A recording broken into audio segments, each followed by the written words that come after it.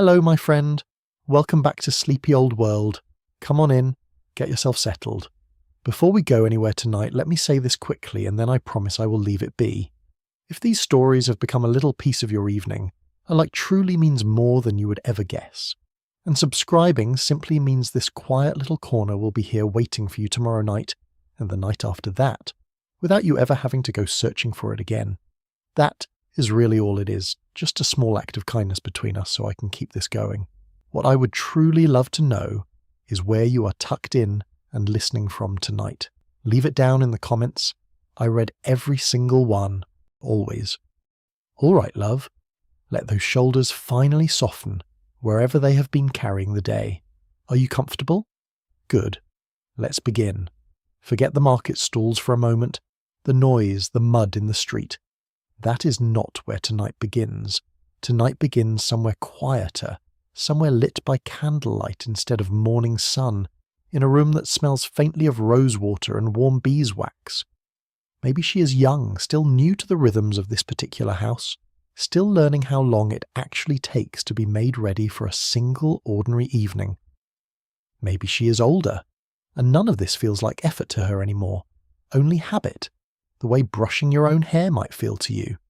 Maybe she is neither really, just a woman seated at a small table near a window, watching candlelight move slowly across a silver bowl of water, while someone else's hands do the work of making her beautiful.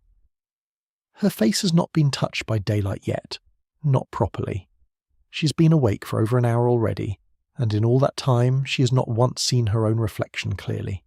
The mirror on the table is small and old, and gives back something soft and slightly golden rather than anything sharp. She has never actually seen her own face the way you are seeing yours right now, in whatever mirror sits somewhere in your own home. She's only ever seen a gentle suggestion of it. Somewhere behind her, a comb moves slowly through her hair, unhurried, the same rhythm it moved in yesterday and the day before that, and on the table in front of her sits a small glass bottle of rosewater, its stopper already loosened, waiting. Here is the thing that sat with me for days after I first came across it, and I want to hand it to you exactly the way it landed on me. In this exact city, at this exact time, a woman with money and standing would paint her face with white lead mixed into vinegar, spread thick, dried into something closer to a shell than a cosmetic, and she would do this most days of her life, for years, sometimes decades, chasing a paleness that told the world she had never once had to labour under the sun. It was making her paler, smoother, more admired at court. It was also, quietly, invisibly, with absolutely no warning system built into the human body for this particular kind of harm, poisoning her. Nobody knew. That is the part I keep circling back to, not because they were careless, because the science simply was not there yet. So, that is where we are headed tonight, into the wash basins and herb gardens of ordinary London women who had none of that danger and none of that access either, and into the candlelit chambers of women who had both, in equal and terrible measure. Stay with me. Let's go. The first sound is not a voice. It is a bucket handle, wood against wood, that particular creak it makes when someone is trying hard not to wake anyone else in the house. Then water sloshing low against the sides, carried carefully down a lane that will not see full daylight for another hour yet. That is what beauty sounds like in Cheapside at 5 in the morning. Not glamorous, not even close. It is labour, arriving before the actual labour of the day has even properly started. There was no soap waiting for her the way we think of soap now. A bar, a dish, a scent you chose off a shelf. What existed for most Londoners was something coarser, tallow and ash, harsh enough to take the skin off your face if you were foolish enough to use it there. So she did not. Water and a cloth did the real work, wrung out, pressed gently against skin still soft with sleep, a wipe more than a wash. I want to be honest about something here, because I think it matters. It would be easy from where we sit with hot water at the turn of a tap to picture this as grim and leave it there. There was real hardship in it. But there was also a kind of quiet expertise that I find myself genuinely admiring the more I read about it. Women who never touched a bar of milled soap in their lives had built an entire informal science of what actually worked on skin. Passed hand to hand, tried and adjusted and tried again. Rosewater came next, if the household could manage it.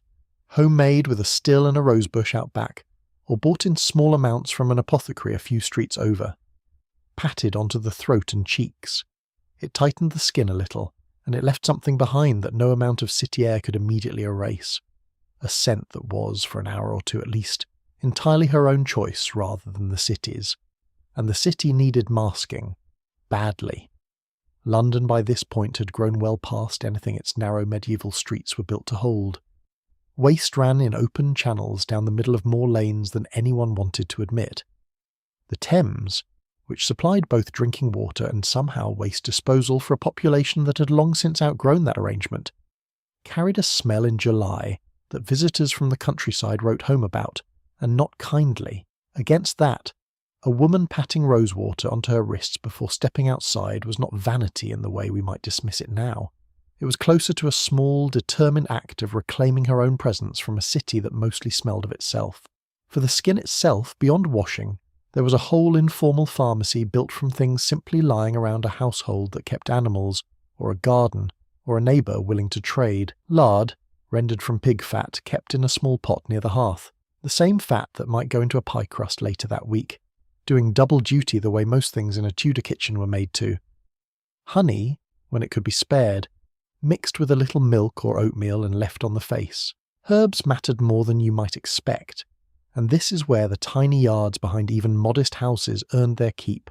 A patch of ground no bigger than a table could hold chamomile, believed to lighten the complexion, and marigold for irritated skin, and maybe lavender, valued as much for its scent as anything medicinal. Women without a yard bought small bundles from herb sellers who called out what they had that morning, their voices folded into the general noise of a city that never seemed to fully go quiet. Here is what keeps pulling me back to this whole system, actually.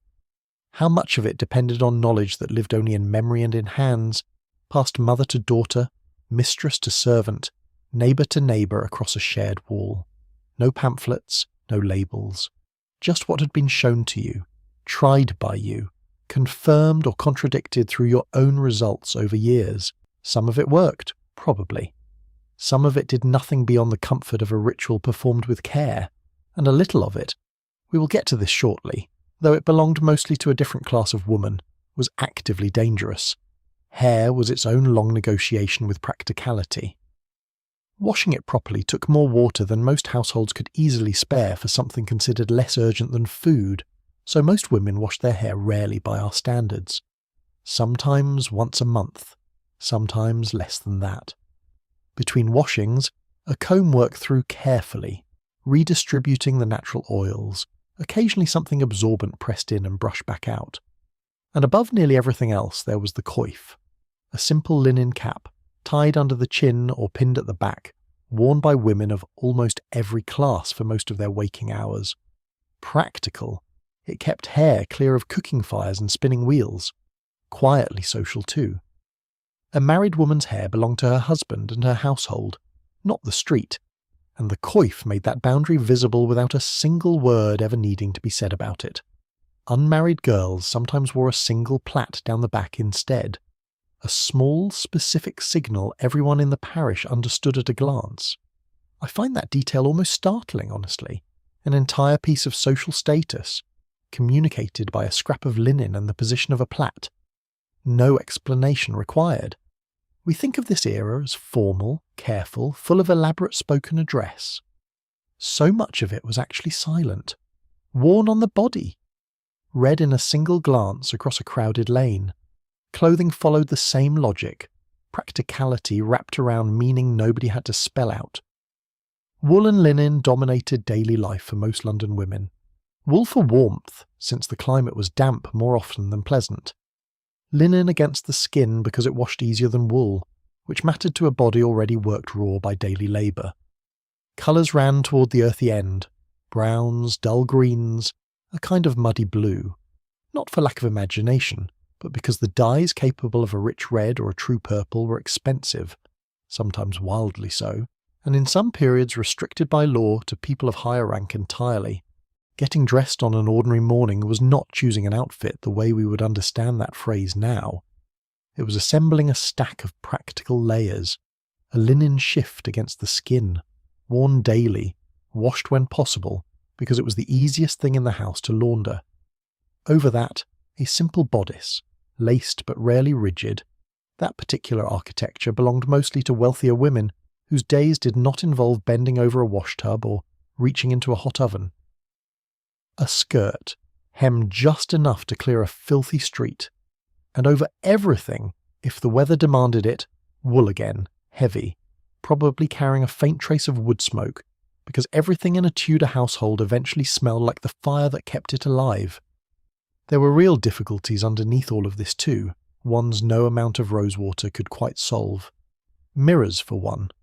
Most ordinary women had access only to a small disc of polished metal, brass, sometimes something cheaper, giving back a dim, faintly warped reflection, rather than anything close to clarity. Checking your appearance meant catching a blurred impression of your own face and trusting the rest to touch, and to whoever happened to be standing nearby with an opinion. Imagine that. Getting ready for a wedding, for an important customer, for anything at all, and never once seeing your own face with real sharpness. You simply had to believe you looked all right. Time was its own scarcity. A woman running a household, minding children, contributing to a trade alongside her husband, and often running one of her own, did not have long stretches to spend on her appearance. Beauty got folded into the cracks of an already full day. Rosewater applied while stirring something on the fire, a quick check of the coif on the way to market, a honey mask left on only as long as it took to finish some other task nearby. And the city worked against her constantly. Coal smoke, more common as London's population outpaced its supply of wood, left a fine grey film on everything. Buildings, laundry, eventually skin. Soot settled into pores. She could wash her face with the most carefully made rosewater in the city, and still walk straight into an atmosphere actively undoing the whole effort. Underneath both worlds we are walking through, tonight, sat a shared belief about the body, and it explains almost everything that follows, so it is worth actually laying it out properly.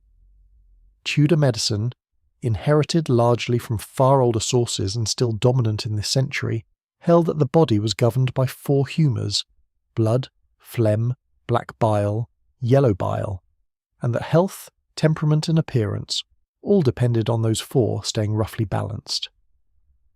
A blotchy or ruddy complexion was not simply unattractive.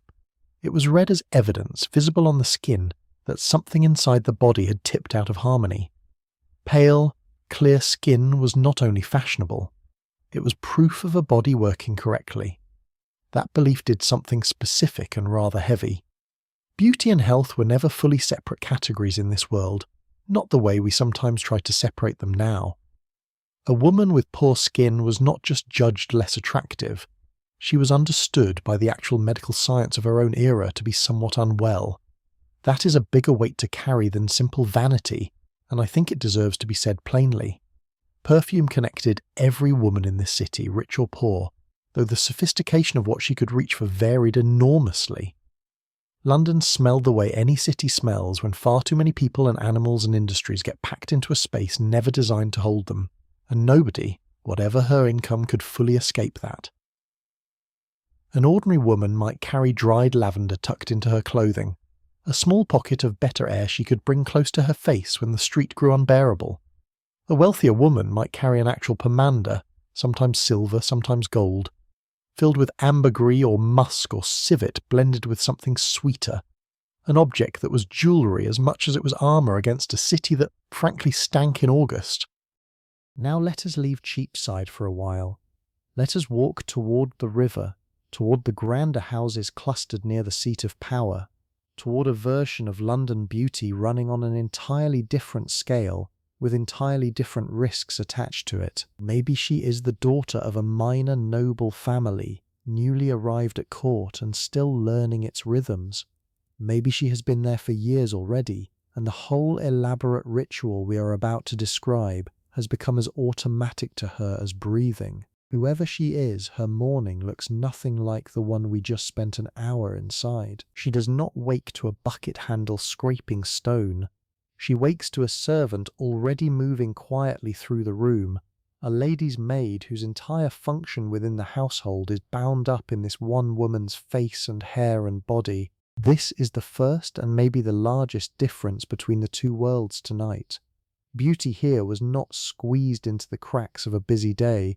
It was something done to her by other hands over hours, as a simple matter of course. And here is the paradox I want you to sit inside for a second, because it is a genuinely strange one. The woman with every resource London could offer, servants, imported products, hours free from the labour that consumed her poorer counterparts, was, in several very specific and very well documented ways, taking on far greater risk than the baker's wife ever faced with her lard and her rosewater. Money did not make this safer. It made it, in this one particular respect, considerably more dangerous. The centerpiece of that danger was a substance called Venetian ceruse, sometimes just ceruse, a cosmetic base made from white lead mixed into vinegar until it formed a thick paste, applied across the face, throat, sometimes the chest and hands, to create the extraordinarily pale, smooth, almost luminous look that had become, by the middle of the century, the single most desired complexion among elite English women. It arrived largely through trade with Venice and other continental centres, carried up the Thames alongside silk and spice and every other imported luxury only real wealth could summon, which is part of why it carried such prestige in the first place. You could not grow this in a yard. You had to be rich enough to buy it and rich enough to keep buying it, because the effect cracked and faded and needed constant reapplication. I want to describe the actual application, because the physical reality of it matters more than the bare fact of it. A lady's maid prepared the mixture, sometimes bought ready-made from an apothecary, sometimes mixed at home, and worked it in a thick, even layer across her mistress's face, smoothing carefully so it dried without visible cracking, a process that took real skill and real time on its own. What resulted, once set, was a mask in the most literal sense. Hard, pale, uniform, it erased freckles, scars, the marks smallpox left behind so often in this period, any hint of natural colour or variation a living face normally carries. Over that base, real colour went on with precision, a touch of red at the cheeks, sometimes from a plant dye like cochineal, occasionally the same red tinting the lips, creating a look that was starkly recognizable. White skin, vivid, almost theatrical colour at the mouth. And here is where I have to be honest about something that unsettles me every single time I sit with it. The women applying this, day after day, sometimes for decades of adult life, had absolutely no way of knowing what we know now. Lead is a cumulative poison. It does not wash off along with whatever harm it has already caused. It builds, slowly, absorbed through skin already stripped of its own natural oils by the harsh preparation itself, working into the bloodstream and from there into tissue, into bone, into the nervous system. A slow accumulation with consequences unfolding over years rather than days, which is exactly what made it so hard for anyone in this century to connect the cause to the effect. The symptoms, when they came, arrived slowly enough to be mistaken for something else, or simply for ordinary aging. Hair loss, particularly along the hairline where the ceruse sat heaviest and most often. Skin that grew grey and thin beneath a mask meant to preserve its youth. A genuinely cruel irony once you sit with it, since the very product marketed to project unblemished youth was quietly destroying the real skin underneath it. Some women developed tremors, some had digestive troubles nobody around them could explain. In severe, prolonged cases, lead poisoning could affect mood and clarity of thought, symptoms a Tudor physician would have folded neatly into that same humoral framework, some imbalance or other, never once suspecting the pale powder sitting in a jar on the dressing table. There is a particular kind of tragedy in that gap, between what a person believes she is doing to herself and what is actually happening underneath. These were not careless women. Many were exceptionally attentive to their own health, as they understood health to work. They were following the best information their era offered, using a substance recommended and sold and worn by the most fashionable circles in England and on the continent. The market for this look sat at the very top and moved downward from there, through every level of society that could afford to imitate it, until an entire generation of women who could have known better, in a world with better science, simply could not, because that science did not exist for them yet. The eyes got their own attention too, and here the danger takes a quieter shape, though no less real. Some fashionable women used drops made from deadly nightshade, belladonna, which dilates the pupil when applied to the eye. Wide, dark pupils read as striking, expressive, in a way a naturally narrow pupil did not. So a smaller number of women, mostly those with access to apothecaries sophisticated enough to prepare something this delicate, used it before appearing at court or receiving important guests. The effect was real. What those women did not fully grasp was that belladonna is, as the name rather bluntly suggests, genuinely toxic, capable of blurring vision, of raising sensitivity to light for hours, and in higher or repeated doses, of doing considerably worse. Hair, at court, was an entirely different production, where an ordinary woman hid hers under a practical coif and washed it as rarely as her household's water allowed.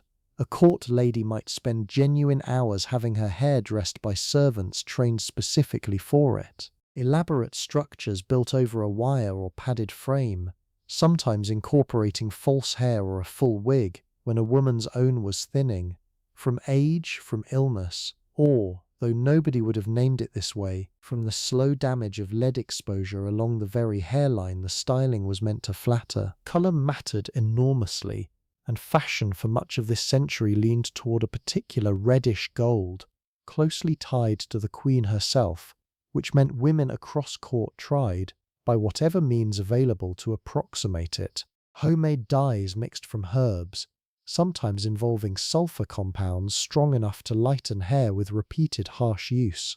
Saffron, when affordable, gave a gentler gold. Rhubarb root, boiled down and worked through the hair, was believed to brighten it slowly over weeks.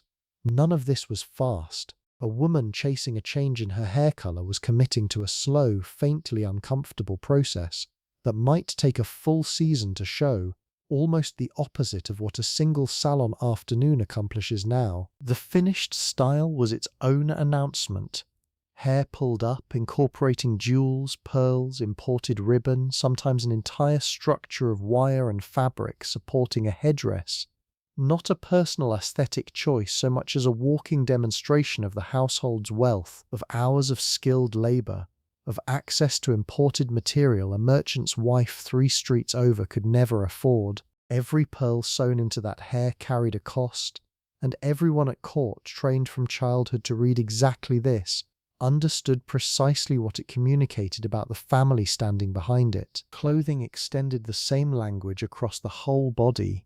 Velvet and silk defined the court wardrobe, fabrics that arrived by ship from Italy and beyond, expensive in raw material and in the skilled labour required to work them into anything fashion demanded. Certain colours carried legal weight, not just social. Deep purples from rare dyes, brilliant crimsons requiring costly imports, were restricted by sumptuary law to particular ranks. Wearing the wrong colour, or the right colour without the rank to justify it, was not a fashion mistake. Depending on the period and how seriously it was enforced, it was an actual legal one. Beneath the visible layers sat a rigid bodice, reinforced with wood or whalebone, built to flatten and elongate the torso the way court fashion favoured through much of the century. Uncomfortable in ways that went well past inconvenience, restricting breath, making a full meal or any real exertion genuinely difficult. Women who wore this daily for years developed particular postures and particular limits on movement that faded from conscious notice the way any sustained constraint eventually does. It simply became the shape of how one existed. Sleeves in this period were often detachable, a small practical genius tucked inside an otherwise impractical system. One bodice paired with several sets of sleeves, each elaborately decorated, Let a woman with a limited wardrobe present something that looked far larger and more varied than it actually was, simply by changing what got attached at the shoulder. I find myself quietly delighted by that particular detail every time I come across it. Real cleverness hiding inside a system otherwise built almost entirely around expense and display. And then the jewels. Pearls especially, tied to purity and status, worn deliberately rather than as an afterthought. Necklaces, brooches, jeweled hair ornaments, rings stacked across several fingers at once, all worn together in combinations a modern eye might call excessive. Within the logic of this world, though, it was simply correct. To wear less risked being read as a household in decline, a message nobody wanted sent on purpose or otherwise. Here is something that should not surprise you once you think about how differently privacy worked in this world. The ritual of getting dressed and painted for a woman at court was very often not private at all. It happened in a chamber holding several servants, other ladies dropping in and out. Maybe a visitor of some importance received right in the middle of it. Beauty at this level was performed as much as achieved. Watching a great lady transform from her sleeping state into her public one was itself a kind of entertainment, a demonstration of status with its own quiet choreography of who got to watch, who got to assist, and who waited in an outer room until things were sufficiently finished to receive them. Picture sitting for 2 or 3 hours while your face gets built, layer by layer, into something quite different from how you woke up, all while carrying on conversation, hearing news, maybe conducting some piece of household business, a maid's hands constantly at your hairline while your mind stays occupied somewhere else entirely. That particular divided attention, body given over to ritual while the mind carries on its ordinary business, feels almost startlingly familiar, does it not? Not so different from scrolling through messages while getting ready in front of a mirror today, except with considerably higher stakes and considerably more toxic materials involved. Let us follow one full day now, first through the eyes of the woman we met at the start, then through the eyes of the one nearer the court, because I think seeing both laid out, hour by hour, tells you something no simple comparison ever quite manages. Her day begins in true darkness, well before the sky has done more than hint at coming light. The bread cannot wait, so she cannot either. She rises, dresses quickly in the cold, the linen shift from the night before, or a fresh one if laundry day has recently passed, then the wool kirtle that will carry her through until evening. Her face gets only the briefest attention, a splash of cold water, a quick pass of the coif over hair that will not be properly touched again until the day's work is finished.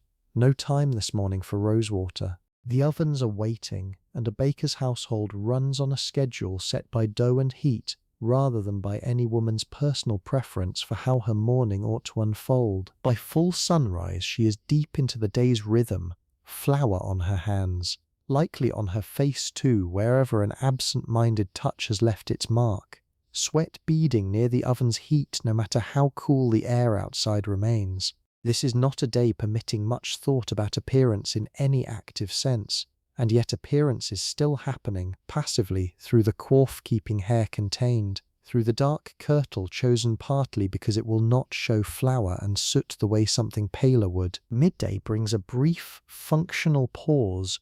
Bread, maybe cheese, eaten standing or on a low stool rather than at any formal table, because formal meals belong to households with more time and staff than this one has. It is here, if at all, that she might finally attend properly to her face. Rosewater from the small bottle by the basin, checking as best that dim-polished disc allows that she looks presentable enough for the afternoon's customers who will want their bread and, as customers in every era somehow always do, a pleasant face along with it. Evening arrives gradually, light softening, street noise shifting as market stalls close and taverns fill instead. Her final beauty act of the day, if you can even call it that, is simply removing the day's grime, another pass of the damp cloth, another small dab of salve for hands cracked from a full day's physical work. There is a particular tiredness in this last small ritual, Not the tiredness of vanity indulged, the tiredness of a body finally permitted to stop, tending to itself in the last available minutes before sleep takes the rest of the evening entirely. Now let us cross the city again, back toward the grander houses, and spend a day inside the hours of the woman whose face we described being built layer by layer earlier tonight. Her morning does not begin with darkness and urgency. It begins with a servant already moving quietly through the chamber, drawing curtains back just enough to admit a controlled amount of light, checking the fire, laying out garments chosen, in some households the evening before, no oven demanding her at a fixed hour. Her time, in a sense that would have seemed almost unimaginable to the woman we just left, belongs largely to her, structured by court and social obligation rather than the physical necessities of feeding a household. The face comes first, and it comes slowly. Warm water, more of it than most London households could easily produce, is brought for washing, and the ceruse, prepared the evening before, or fresh that morning, depending on the household's habit, is applied with the practiced hands of a maid who has done this exact task hundreds of times and will do it hundreds more. Not a rushed 5 minutes, an hour, sometimes longer, spent mostly in stillness, chin lifted, eyes occasionally closed, while pale paste is worked evenly across skin, set, checked, adjusted, and finished with colour at the cheeks and lips. Hair follows, and here the time only grows.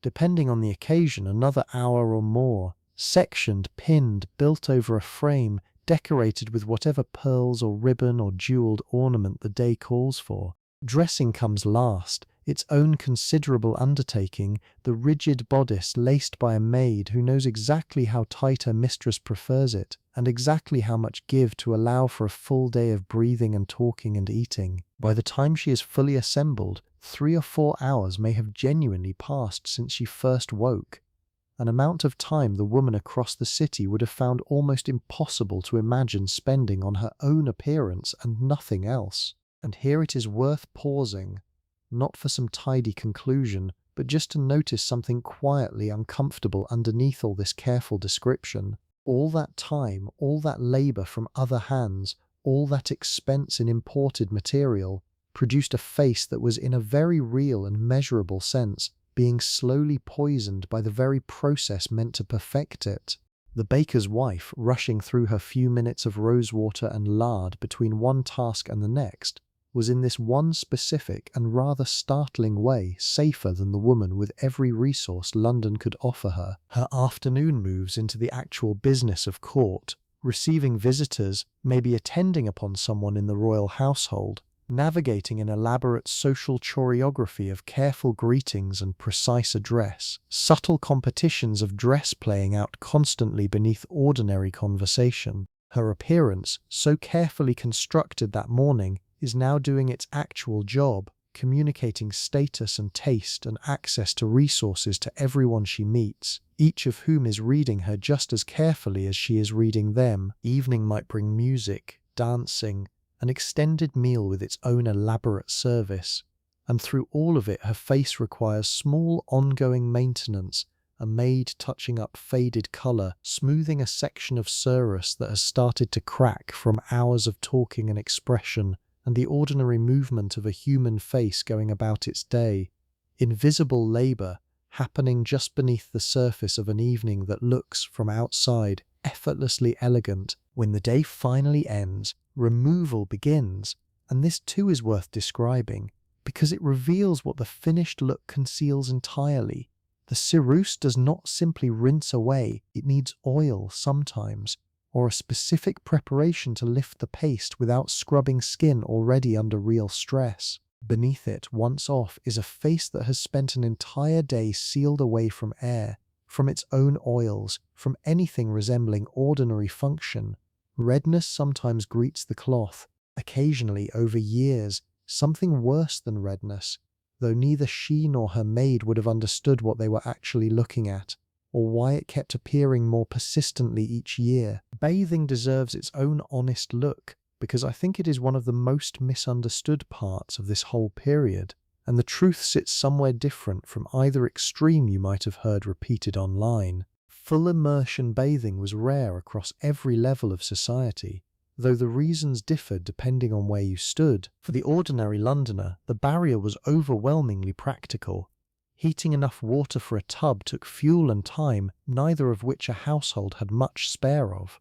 A full bath, when it happened at all, was occasional, a wedding perhaps, or every few weeks when circumstances allowed. Using a wooden tub set near the hearth, filled bucket by laborious bucket, often shared, cleanest went first, which tells you something about how precious that warm water actually was. For the wealthy, oddly, the barrier was not really practical, since they had the fuel and the servants to heat and carry as much water as they wished. The reluctance was partly medical, rooted again in that humoral framework. Some physicians genuinely believed hot water bathing opened the pores and left the body vulnerable to bad air seeping in through skin made porous and receptive by heat. Not superstition exactly, not in the dismissive sense we might use that word today. A coherent theory, wrong in its particulars, that led even women with every resource available to bathe less often than we would expect. Weeks between full baths, sometimes, relying instead on the same cloth washing practiced by their poorer counterparts, just with warmer water, finer linen, and considerably more help. Teeth deserve their own mention too, because we tend to picture this era as universally poor in dental health, and there is truth in that, though the cause might surprise you. Sugar was an imported luxury, expensive enough to track closely with wealth, which meant, somewhat counterintuitively, that the wealthiest women with the greatest access to sweetened confections and increasingly fashionable sweetened drinks often suffered worse decay than their poorer counterparts, whose diet simply did not include enough sugar to cause the same damage. A wealthy woman's smile, however carefully maintained everything else was, might reveal blackened or missing teeth that no amount of ceruse or careful hair could fully hide. What could be done about it was limited. Cloths rubbed across teeth, sometimes with abrasive powders meant to scrub away surface staining. Nothing close to modern dental care, no real treatment for decay past a certain point, no anesthetic beyond herbal preparations dulling pain temporarily during the crude extractions that were sometimes the only remedy available. Breath suffered as a direct result, and perfume and herbs stepped in to manage what medicine simply could not fix. Mint when it could be had, cloves for those who could afford the import, held carefully in the cheek during conversation. I find myself genuinely moved by that particular detail, actually. A woman with every material advantage this city could offer, dressed in silk and pearls, her face a small masterwork of the era's cosmetic art, still managing something as basic as bad breath with a clove tucked in her cheek, because even wealth, even status, even the finest imported goods in the whole city could not purchase a solution that had not been invented yet. Aging deserves an honest mention too, because the whole system we have described tonight at every level was built around an ideal that time itself worked steadily against. A young woman's skin, needing little intervention, presented reasonably well with nothing more than simple washing and herbal care. An older woman faced a much harder task, trying to maintain or recapture something her own body was quietly, continuously moving away from with each year, and the tools available, whether the harsh and slowly poisonous ceruse of the wealthy or the more modest preparations of the poor, could only do so much against a process no cosmetic in any era has actually managed to reverse. Some women responded by doubling down, applying the ceruse more thickly as the years advanced, trying to disguise a complexion time had inevitably changed, a choice that, given everything we now understand about the substance's cumulative toxicity, almost certainly made things worse rather than better, thickening the very source of harm right when their bodies could least afford it. Others made some kind of peace with the gap between standard and reality, finding perhaps some version of dignity that did not depend on maintaining an impossible youth forever. We do not have many of their own voices preserved well enough to know for certain how that particular negotiation felt from the inside, which feels honest to just say plainly, rather than pretend to a certainty the sources do not actually support. Let us walk through a market for a while, because I think it helps all of this settle into something more vivid than a list of substances ever quite manages. Picture a street somewhere near the city's centre, stalls pressed close, ground uneven, and probably a little slick. The air a genuine collision of smells, roasting meat from one direction, fish not quite fresh enough from another, and underneath it all, if you know to look, a narrower stall tucked between the larger ones where an apothecary has laid out his particular wares. Jars sit in careful rows here. Some hold dried herbs bundled and labelled in a shorthand only the seller and his regulars fully understand. Others hold pastes and oils prepared in advance for the beauty trade specifically, since apothecaries in this period served medical and cosmetic needs without much distinction drawn between the two, which makes sense once you remember the humoral logic where clear skin and good health were never really separate concerns to begin with. A woman approaching this stall, whatever her station, had her own particular way of asking for what she needed, sometimes naming a substance outright, sometimes just describing a problem and trusting the apothecary's expertise, the way you might describe a headache to a pharmacist rather than demand a specific brand. Trust mattered enormously because quality and even basic honesty varied wildly from seller to seller. A woman who had found an apothecary whose rosewater was properly distilled, whose pastes did not irritate the skin they were meant to soothe, held on to that relationship for years, recommending him quietly to her neighbours and eventually to her daughters. For the wealthier customer, the transaction looked different again, often carried out not by the lady herself, but by a servant sent specifically for imported goods. The Venetian ceruse we spent so long on tonight, maybe a newly fashionable scent from the continent, sought deliberately from merchants known to specialise in exactly this kind of luxury import. The port itself, further along the river, was where these goods first landed in England, off ships that had travelled considerable distances, through hands that had already marked the price up at every stage of the journey, until whatever finally reached a lady's dressing table carried a cost reflecting the whole elaborate chain that delivered it. A wedding in either world brought beauty practice to its highest possible pitch, the one occasion in an ordinary woman's life when even the most stretched budget might briefly get set aside in favour of looking as well as circumstances would allow. For a bride near Cheapside, this might mean a rare full bath in the days before, water heated with unusual generosity, herbs added if the family could manage it. Her hair, normally hidden under a practical coif, might be worn loose or partly loose for the ceremony, a visible marker to everyone watching that she was crossing a particular threshold. A new garment, or a carefully refreshed version of her best existing one, prepared with whatever small decorative touches the family could manage. Nothing close to elaborate court fashion, a genuine heartfelt effort within real limits. For a bride of higher standing, the preparation stretched across days rather than hours. Multiple servants, fabric chosen specifically for the occasion, sometimes an entirely new gown commissioned months ahead, in colours sumptuary law might otherwise have restricted, but weddings, as significant public ceremonies, sometimes allowed a little flexibility around. What strikes me comparing these two versions of the same occasion is how the underlying emotional content stays recognisable across an otherwise enormous gulf. Both women, whatever her means, were trying to present the best version of herself on a day she understood as genuinely significant. That impulse does not really belong to the 16th century specifically. It belongs, I think, to nearly every era that has ever celebrated a wedding at all, including quite possibly one you yourself have stood inside. Pregnancy changed things too, though how much depended entirely on which world you were standing in. For the ordinary woman, pregnancy rarely paused labour in any real way,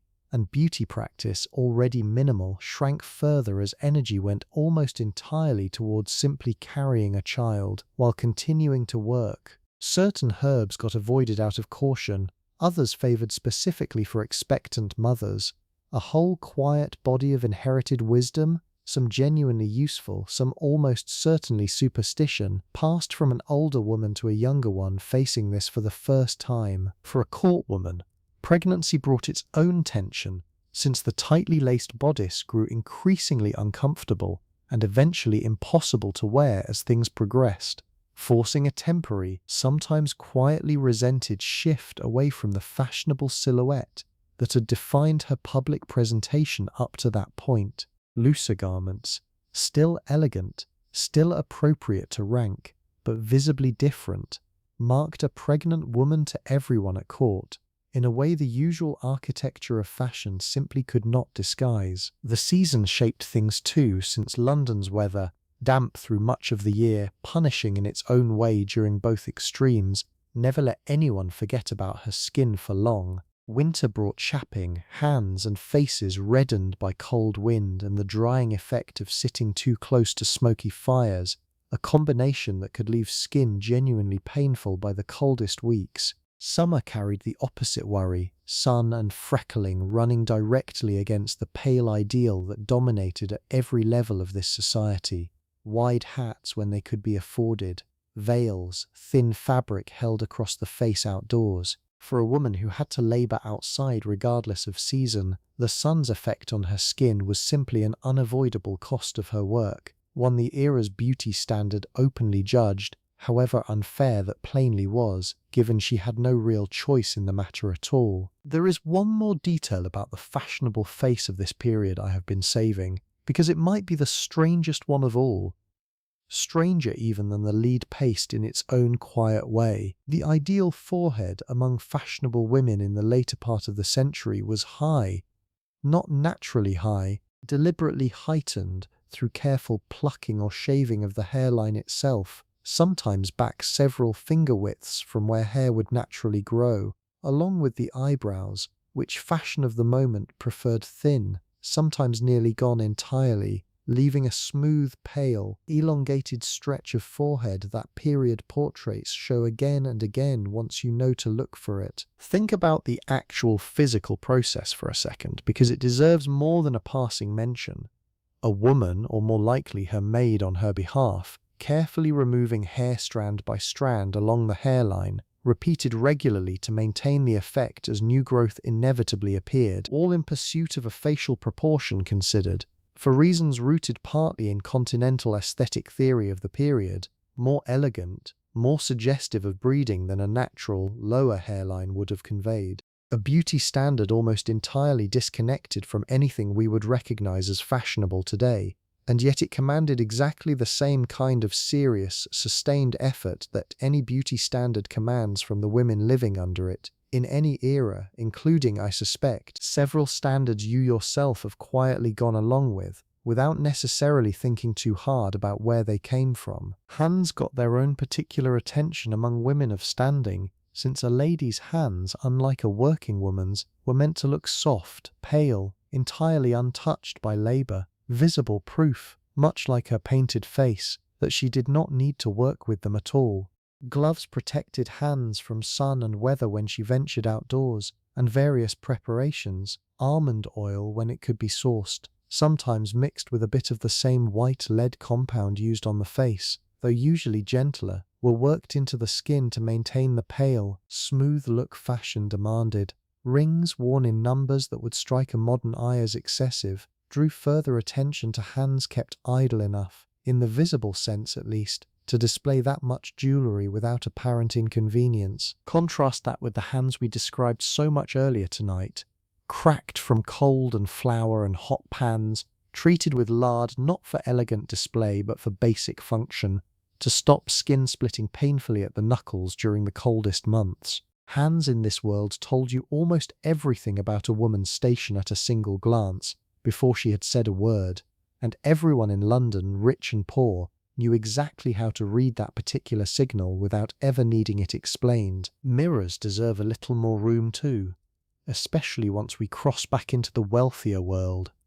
Glass mirrors, properly silvered, capable of a clear reflection, were still a luxury through much of the century, manufactured mainly in Venice using techniques closely guarded, imported into England at a cost that placed a genuinely good mirror among the more significant possessions a wealthy household might own. A court lady might have access to one, kept carefully, maybe in a decorative frame that was itself a small display of wealth alongside the mirror's actual function. Seeing her own face clearly, without the dim distortion of polished metal, was a privilege most women in England, even fairly comfortable ones, simply did not share. Think about what that means for the actual lived experience of beauty here.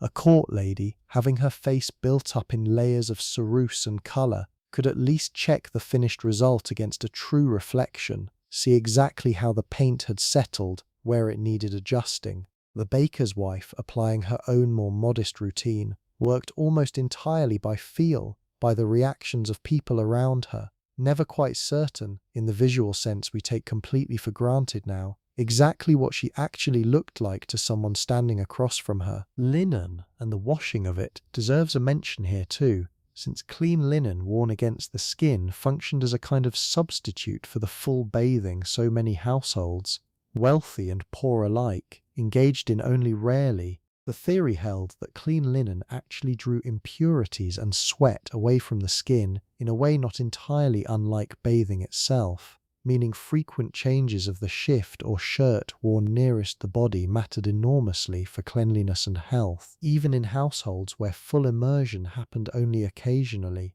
Laundresses played an enormous, somewhat underappreciated role in all of this, and the specific whiteness of a woman's linen, visible at the collar and cuffs even beneath heavier garments, communicated its own quiet message about the care and resources behind her household. There is a religious dimension worth touching here as well, since England in this period was working through enormous upheaval in its relationship with the church, and questions about vanity, about the proper relationship between body and soul, were not abstract theological musings confined to sermons.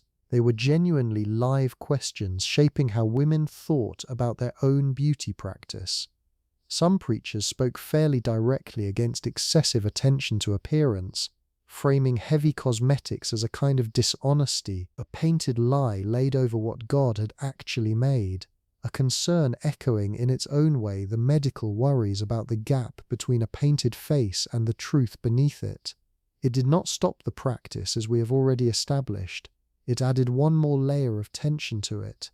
A fashionable woman applying her ceruse each morning was navigating not only cost and health, but a genuine, sometimes quite pointed moral conversation happening around her, in sermons she might have sat through herself on any given Sunday, about whether what she did each morning amounted to a kind of sin. In grander households there was often an entire room set aside for exactly this kind of preparation, known as a still room, tucked into the domestic quarters, equipped with distilling apparatus to produce rosewater and other herbal waters in real quantity, rather than the small batches an ordinary household might manage over an open fire.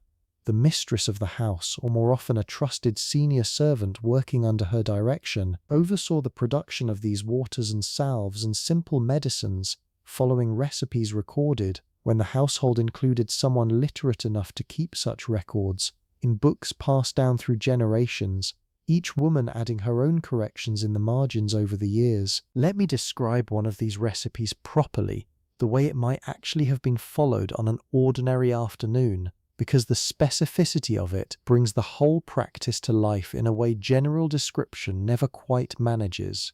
Roses gathered at their most fragrant, likely early morning before the day's heat drew too much scent out of them, packed into a still along with water and heated slowly, so the rising steam carrying the flower's fragrant compounds with it could be captured and condensed back into a liquid considerably more potent than the petals alone. The whole process took hours, tended patiently by whoever had been given the task, and produced bottles of rosewater the household would then use for months, in cooking, in medicine, in exactly the beauty applications we have spent so long on tonight. The hierarchy of servants involved in a great lady's beauty routine was more elaborate than the word maid tends to suggest. A tiring woman, sometimes given this specific title, handle dressing and hair with particular skill and particular trust, often working with the same lady for years, developing an intimate, practical knowledge of her preferences, the exact tightness she liked her bodice laced to, the exact shade of red she preferred at her cheeks. Skilled labor genuinely valued within the household. A lady fortunate enough to find a truly excellent, tiring woman guarded that relationship carefully, since replacing that particular accumulated knowledge was neither quick nor simple. Gift-giving wove through this world too. Fine cosmetics, perfumes, beauty accessories were entirely appropriate as gifts between women of standing. A small jar of particularly fine imported scent, or a delicately worked pomander, serving as both a genuine gesture of affection and a quiet display of the giver's own resources and taste. Using it visibly afterward, wearing the scent, displaying the pomander, was itself a small public act of gratitude, understood by everyone watching exactly for what it was. There is a particular kind of moment that must have happened countless times in this city, and I think it deserves its own scene before we start easing toward the end of tonight's story. Picture a narrow street crowded with stalls and foot traffic.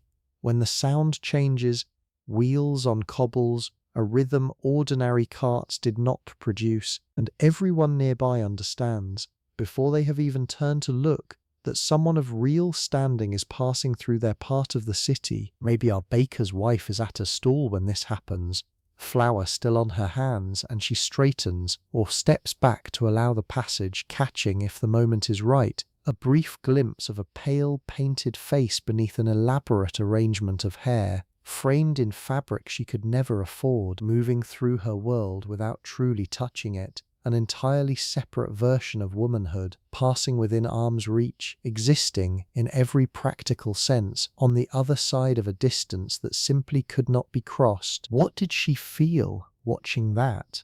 We cannot know for certain, and I do not want to pretend a false confidence about the inner life of people who left us so little direct record of their private thoughts. But it seems reasonable, knowing what we know about human nature across every century we have any real record of, that the feeling was not simple. Some genuine admiration, maybe, the way you might admire a striking image without any real wish to trade places with the person carrying it. Something sharper too, perhaps, an awareness of the effort and expense behind that painted face, a sense, even without the specific medical knowledge we now hold, that maintaining that particular kind of pale perfection came at a cost that was not only financial, and underneath both of those, maybe, something with nothing to do with judgment at all, simply the ordinary human recognition of another woman going about the specific business of her own life, however differently structured from her own that life happened to be. The lady in the litter, for her part, likely noticed almost none of this exchange, absorbed in her own destination, her own concerns. This asymmetry, one woman noticing and wondering, the other passing entirely unaware of having been noticed at all, tells you something true about how this stratified world actually worked day to day, not through dramatic confrontation between classes, through this kind of quiet, one-directional observation, repeated countless times across countless ordinary afternoons, in a city where wealth and poverty occupied the very same streets without ever really occupying the same world. Let us step into one more scene at court before we begin the long, slow descent toward the end of tonight's story, because a proper banquet, seen up close, tells you something about the stakes of all this careful preparation that a simple description of routines alone cannot. The great hall, on the evening of some significant occasion, a visit from a foreign delegation perhaps, or a celebration tied to the royal calendar, is lit by more candles than most households would burn in a month, their combined light warm and gold against tapestried walls, throwing soft, moving shadows across a room full of exactly the kind of women we have spent tonight describing, each face a small individual masterwork of ceruse and colour, each arrangement of hair a considered statement about the household behind it. Our own lady has spent the greater part of her day preparing for precisely this moment, and now she moves through this room, and now the real performance begins.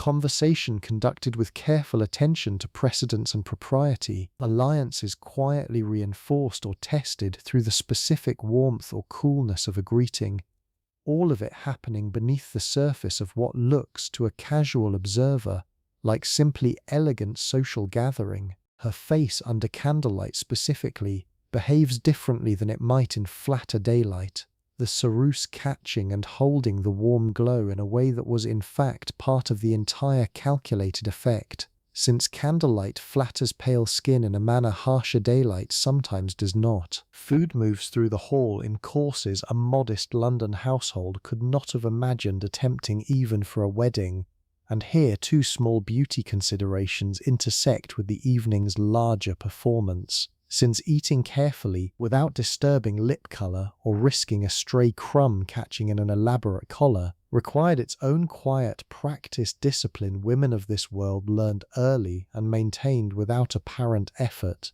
the way any skill becomes invisible once it has been thoroughly mastered. Music plays somewhere, and maybe dancing follows the meal, movement that tests the whole careful construction of the evening in ways standing conversation does not.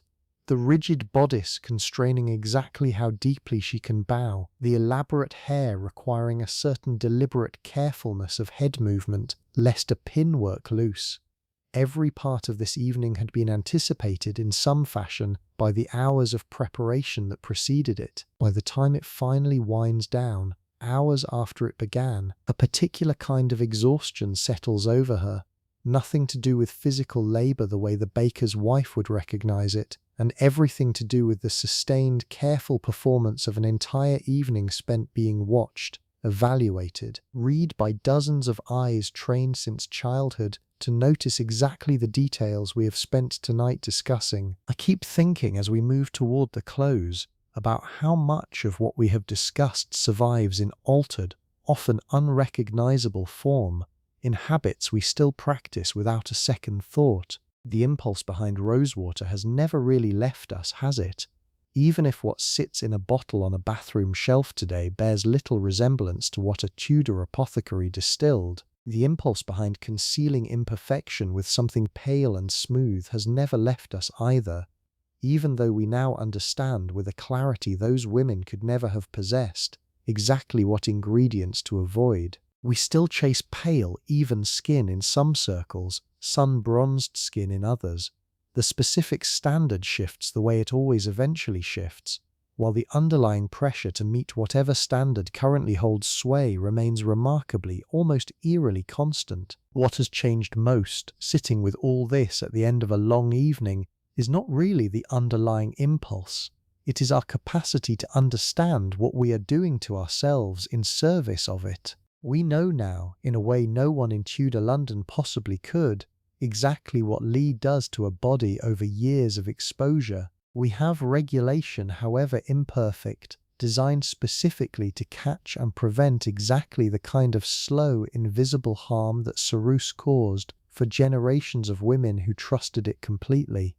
That knowledge did not arrive quickly, and it did not arrive without real cost paid by real women across a genuinely long stretch of history. Women whose names we mostly do not know, whose individual suffering we can only reconstruct through the pattern its accumulation eventually revealed to the physicians and scientists who finally pieced it together long after any of the women we spent tonight imagining had lived out their own particular version of this story. I wonder sometimes how we actually know any of this at all, and I think that question deserves at least a brief answer before we let this story rest properly.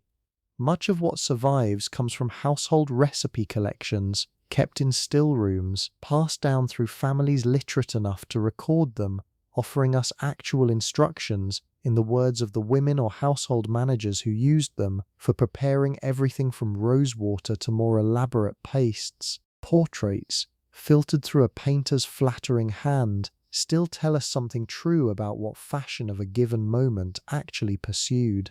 Letters between women of standing occasionally mention beauty preparations directly, complaints about cost, requests for a friend to send some specific scent from a city with better access to it. Physicians of the period wrote treatises addressing both the medical theory underneath all this and, in some cases, direct warnings about dangers they had begun to notice, without ever fully understanding the mechanism behind them. What survives considerably less completely is the actual inner voice of ordinary women like our baker's wife, whose daily practices we can reconstruct reasonably well through broader social history, through household inventories and court records, and the occasional will that happens to mention a specific possession, but whose own direct words about how any of this actually felt to live through are largely lost to us, filtered out over centuries by a world that simply did not think to preserve the interior experience of women without wealth or standing significant enough to warrant that kind of documentation, which is why so much of what we have imagined together tonight,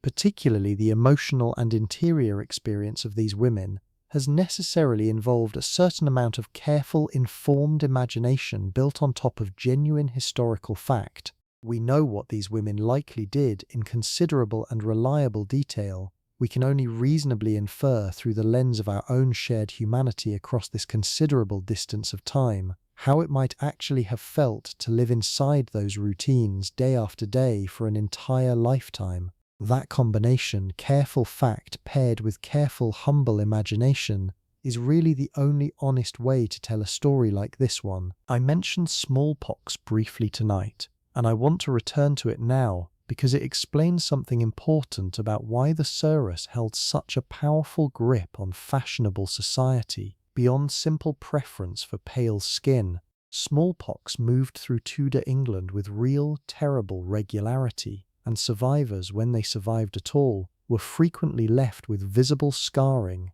pitted marks no ordinary care could ever fully soften. For a woman of standing, whose face functioned as such a central instrument of social presentation and family reputation, this represented a genuinely serious problem, one going well beyond vanity into something closer to real social and economic vulnerability, since marriage prospects and standing were bound up, uncomfortably but genuinely, with appearance in ways that carried lasting consequences for an entire family. The thick, opaque coverage the ceruse provided was, in this specific context, not merely a fashion choice but something closer to a practical necessity for women who had survived smallpox and needed a way to move through public life without their scarring becoming the first and only thing anyone remembered about them. That adds real sympathy to a practice that might otherwise look, from where we sit now with full knowledge of its toxicity, like pure and rather foolish vanity. Some of these women were not simply chasing an abstract ideal, they were managing the visible aftermath of a genuinely traumatic illness, using the only tool their era gave them, a tool that happened, tragically and invisibly, to carry its own separate danger layered directly on top of the problem it was meant to solve. Ordinary women who survived smallpox faced the same scarring without access to the ceruse at all, managing whatever social consequence it brought through far more modest means, or simply learning to carry the marks without the option of fully hiding them. A different kind of difficulty than the one facing their wealthier counterparts. A real one nonetheless. One more way the same basic misfortune of illness fell, once again along the same familiar lines of wealth that shaped nearly everything else we have talked about tonight. There is a particular kind of conversation that must have happened often between mothers and daughters in wealthier households, and I think it deserves a small space here too.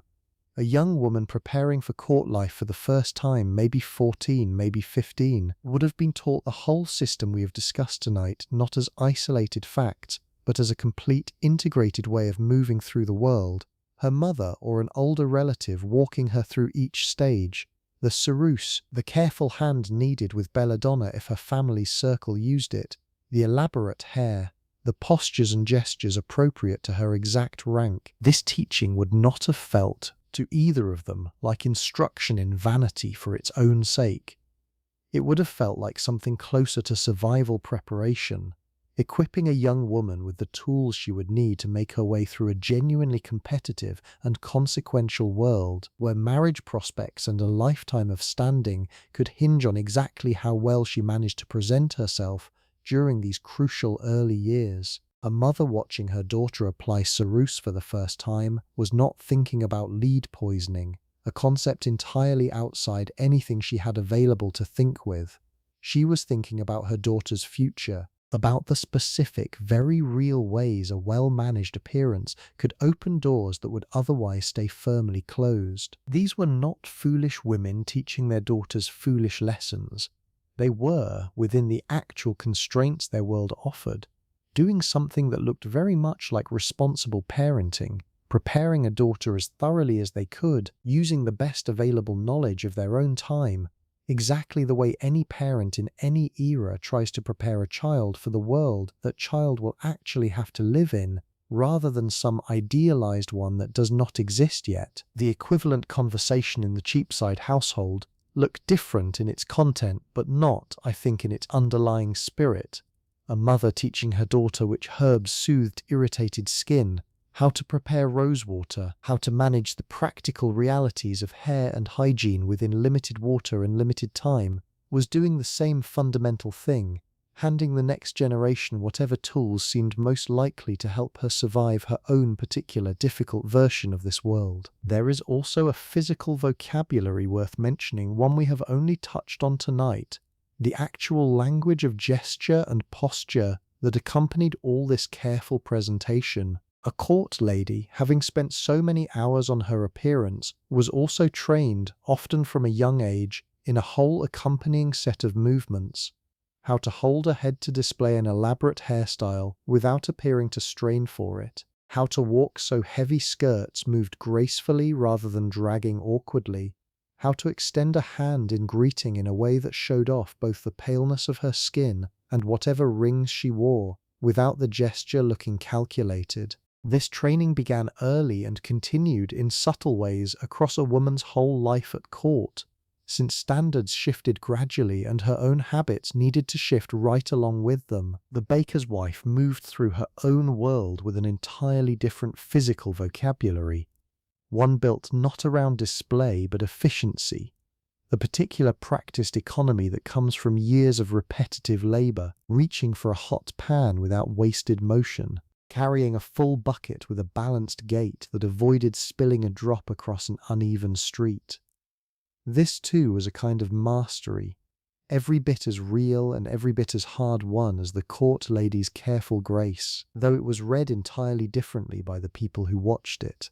A sign of competence rather than refinement, but a genuine skill nonetheless, built through exactly the same kind of sustained repetition. Let me tell you about one particular remedy that shows up, in one form or another, across a good many surviving recipe collections from this period, because the process of making it says something true about the whole patient world we have spent tonight walking through. A simple salve for chapped skin began with rendered fat, pig fat most commonly for those without access to anything finer, warmed gently over low heat until it softened into something workable. Dried herbs went in next, chamomile maybe, or marigold, crushed by hand and stirred through, left to steep in the gentle warmth long enough for whatever properties they carried to work into the fat itself, strained through clean linen, spent herb material discarded. What remained cooled and firmed into something close to a modern salve, stored in a small pot near the hearth, ready for whatever small irritation the day's labor produced. There is something genuinely lovely, I think, in the patience this required.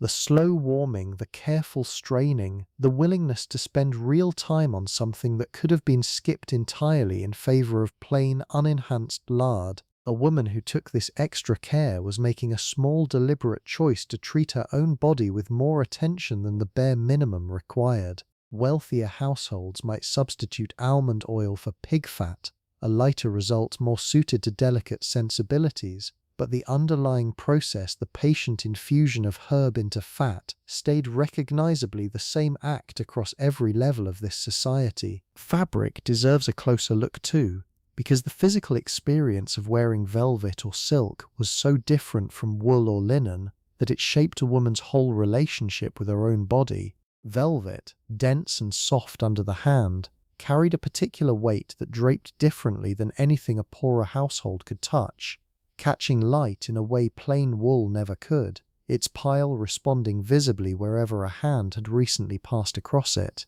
Silk moved with an almost liquid quality, cool against skin the way wool never was, producing a distinctive soft sound with even small movement, a faint whisper following a court lady through every gesture of her day, audible to anyone standing close enough. One more small signal of the wealth her whole presentation was built to communicate. A woman raised entirely in wool and linen encountering silk for the first time, a gift maybe, or some unlikely chance to touch a sample, would have found the sensation genuinely remarkable, an entirely different category of physical experience from anything her ordinary life provided. Worth remembering when we think about the scale of difference these fabrics represented. Not merely symbols of wealth in some abstract sense, actual, physical, sensory experience, largely out of reach for most of this city's population. Guilds shaped this whole world more than we have really acknowledged tonight, and I want to give them a proper moment before we finally close, because they explain why certain goods were reliable and others simply were not. Apothecaries in London operated under guild regulation meant to govern the quality and honesty of what they sold. A system of training and oversight meant to ensure a woman buying rosewater or a prepared salve got something reasonably close to what she believed she was buying, rather than a diluted substitute. It worked imperfectly, the way most regulatory systems across most eras eventually reveal themselves to work, and complaints about careless or dishonest apothecaries appear often enough in the record to suggest that a woman's trust in her particular supplier, built over years, was not a small thing to lose. Mercers, the tradesmen dealing in fine fabric, operated under their own guild too, one of the wealthiest and most influential trade organizations in the whole city, connecting London directly to the continental routes supplying silk and velvet and the rich dyes we discussed earlier. A mercer's own household, incidentally, often occupied an interesting middle position in the hierarchy we have spent tonight exploring, wealthy by the standards of ordinary tradespeople, sometimes wealthy enough to imitate elements of court fashion, though never quite reaching the rarefied world of the nobility itself. A reminder that the divide between our two households tonight was never really a simple binary. It was a long, continuous gradient, with countless women in between navigating their own particular version of the same basic tension between what they wanted and what they could actually reach. One last image before we truly let this evening close. Somewhere in a records office, centuries after the women we have imagined tonight lived out their entire lives and were finally forgotten by everyone who had personally known them, a household inventory survives, a simple list drawn up for some legal purpose, cataloguing the possessions of a house much like the grander one we visited so often tonight. Among the furniture and the plate and the tapestries, a small entry appears, almost easy to miss, noting a quantity of ceruse, its cost, sitting there in dry administrative language. One small fragment of evidence for an entire vanished world of careful, dangerous, deeply human effort. I think about the woman behind that entry sometimes, though I will never know her actual name or face.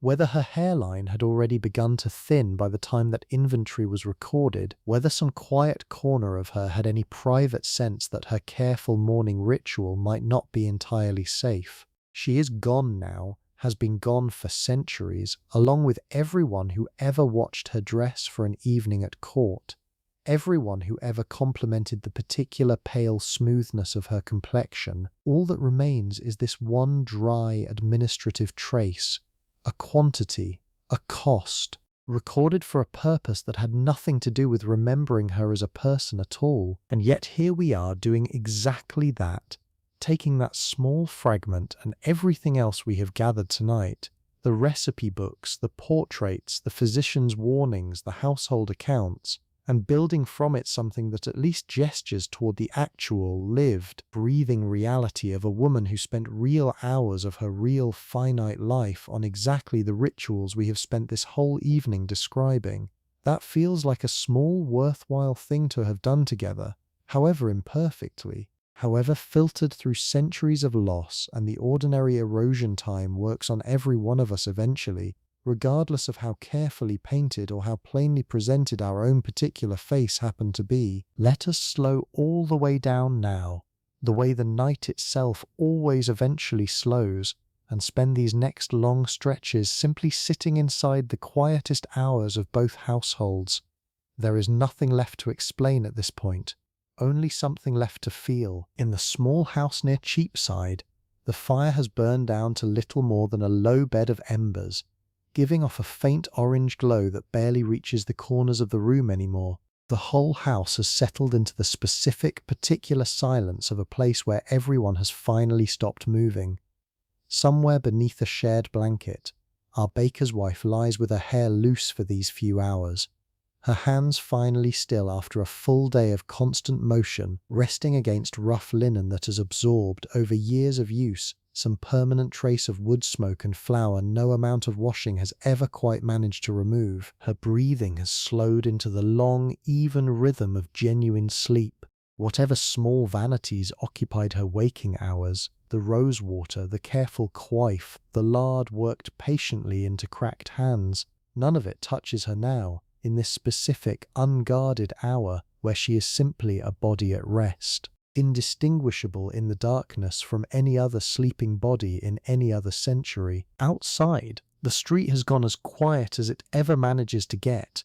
The watchman's distant call marks an hour deep enough that even the most persistent tavern noise has finally faded into something you would have to strain to notice at all. A cat moves along a rooftop somewhere nearby, footsteps too soft to actually hear from inside, though you can imagine them anyway. Rain, if it has been raining, has likely softened into something closer to mist by now, barely felt, barely heard, simply present in the general dampness that settles over the whole city at this hour, regardless of what weather is actually driving it. Across the city, in the grander house, a different but equally complete stillness has settled over rooms that were, only hours earlier, filled with candlelight and careful conversation and the whole elaborate performance of an evening's entertainment. The lady we have followed for so much of tonight sleeps now too, her hair loose across a pillow considerably finer than anything the Cheapside household could offer. Her face, for these few private hours, entirely her own again.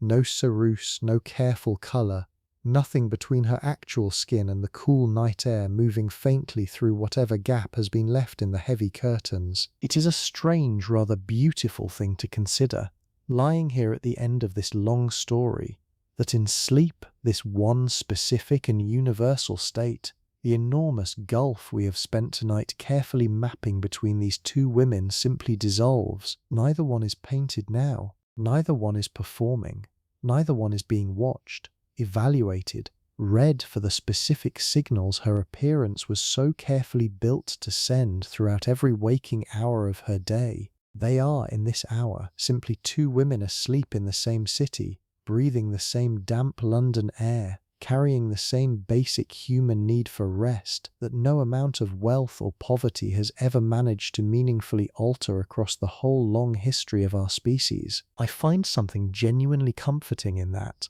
And I hope at this specific hour of your own night, wherever you happen to be listening from, you find something comforting in it too. Whatever separated these two women during their waking hours, whatever separates any of us during ours, from the people around us, whatever hierarchies of wealth or status or simple daily circumstance shape how the world receives us each morning, sleep asks none of it. Sleep simply arrives when it is ready to arrive and takes each of us exactly as we are, unpainted, unarranged, entirely and only ourselves. Somewhere across the rooftops, a church bell marks the hour, the way church bells marked every hour of every day and night across this city. A whole London organised in its own quiet way around this steady, repeated sound that told everyone, rich and poor alike, roughly where they stood within the turning of a single day. There is something worth noticing in that shared sound too. One more thing these two very different households actually held in common. The same bell reaching both of them, more or less, carried on whatever wind happened to be moving through the city that particular night, indifferent entirely to which household it happened to reach. or what that household circumstances might be. The river moves through all of this too, patient and constant beneath everything else we have described tonight, carrying its mixture of the city's waste and the city's trade goods, and, when the clouds allow enough of it through, the city's reflected moonlight. Boats that worked the daylight hours are tied up now, mostly still, their gentle rocking against the current, the only motion left in a stretch of the city that spent its daylight hours in near constant, noisy activity. It carried the imported ceruse we discussed at such length tonight up from the port and into the hands of the merchants who eventually delivered it to households like the one we have spent so much time inside. It carried, too, in its own quiet way, everything else this city needed to keep functioning day after day. The river did not care any more than the church bell cared about the particular hierarchies its cargo eventually served once it reached dry land. Widowhood, when it came to a great many women in this period, given the general precariousness of life expectancy and the particular dangers of childbirth that claimed so many women in their prime, brought its own shift in beauty practice, governed as much by social expectation as by any real change in personal preference. Mourning dress, dark and deliberately unadorned, was expected for a period whose length varied by custom and by the specific relationship being mourned, and a widow's routine during this time typically simplified considerably. The elaborate colour and ornament of married life, set aside in favour of something everyone around her understood as appropriately restrained. For a court widow, this meant an unfamiliar simplicity after years of elaborate daily construction. The ceruse perhaps still applied, since pale skin remained fashionable and appropriate even in mourning, but the bright rouge and jewelled hair ornaments set aside for something starker, communicating grief through the very absence of display that had defined her public appearance up to that point. For a widow of more modest means, the shift was smaller in absolute terms, but no less real. Dark, plain garments replacing whatever small colour her wardrobe had previously held. A coif worn perhaps more severely, less of the small personal touches that had marked her earlier presentation. And yet, even within mourning, even within this deliberately reduced version of beauty practice, something of the underlying impulse persisted. Women found small ways, within what mourning etiquette permitted, to maintain some version of the care they had always taken, a particularly fine quality of black fabric where a coarser one might have technically satisfied the requirement. Grief, it seems, did not entirely erase the ordinary human wish to be seen with some measure of dignity, even in circumstances that called for restraint above almost everything else. Let me give you one more scene before the true close of tonight's story.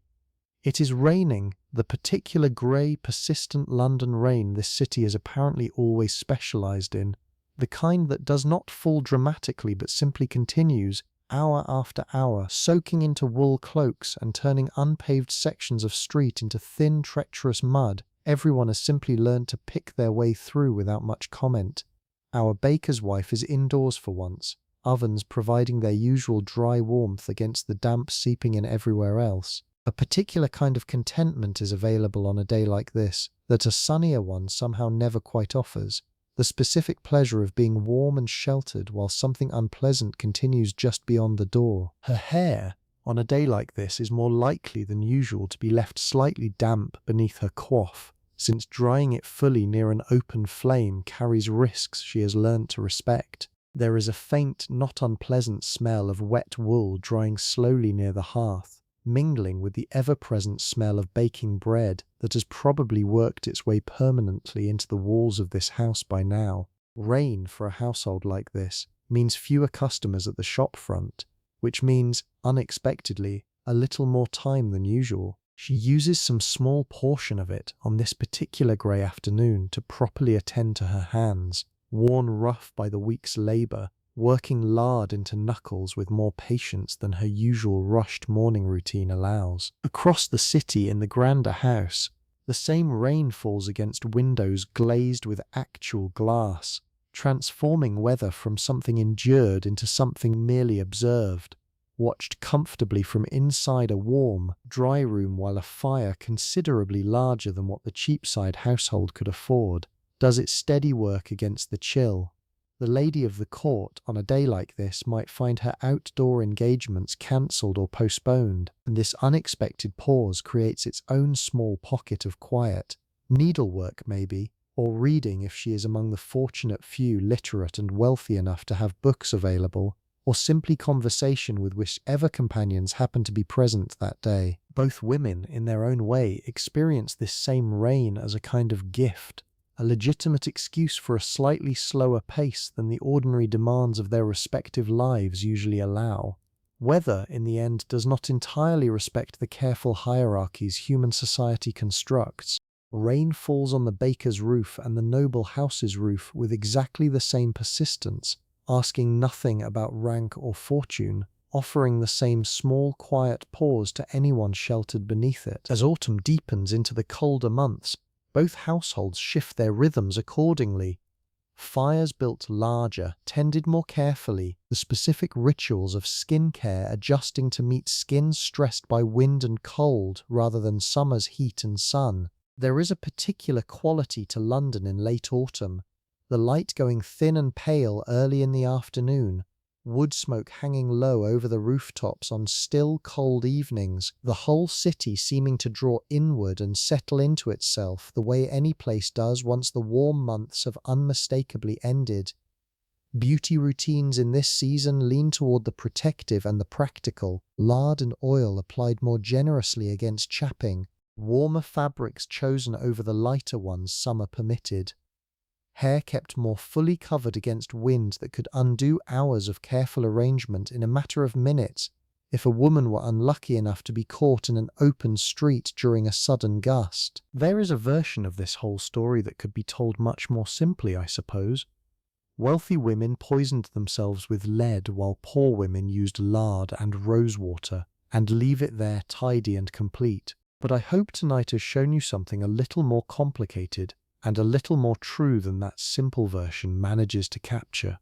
Every woman in this story, whatever her means, was operating inside the exact same fundamental belief system about what a body was supposed to look like and what that appearance was supposed to communicate. The humoral medicine that shaped how this city understood health and beauty did not stop at the boundary of wealth.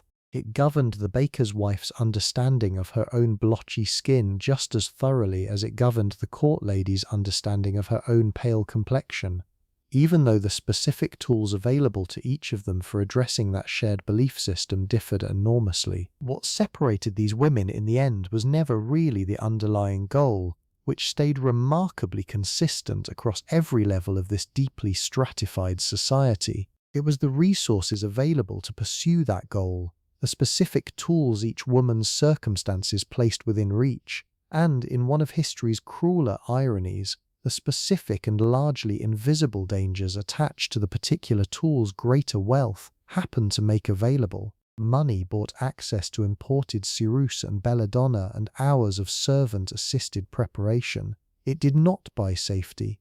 In this one specific and rather striking way, it bought precisely the opposite. I think there is something worth carrying forward from that observation, some quiet lesson embedded in it that reaches well past the specific facts of Tudor cosmetics into something more broadly true about how status and safety do not always line up the way we might casually assume.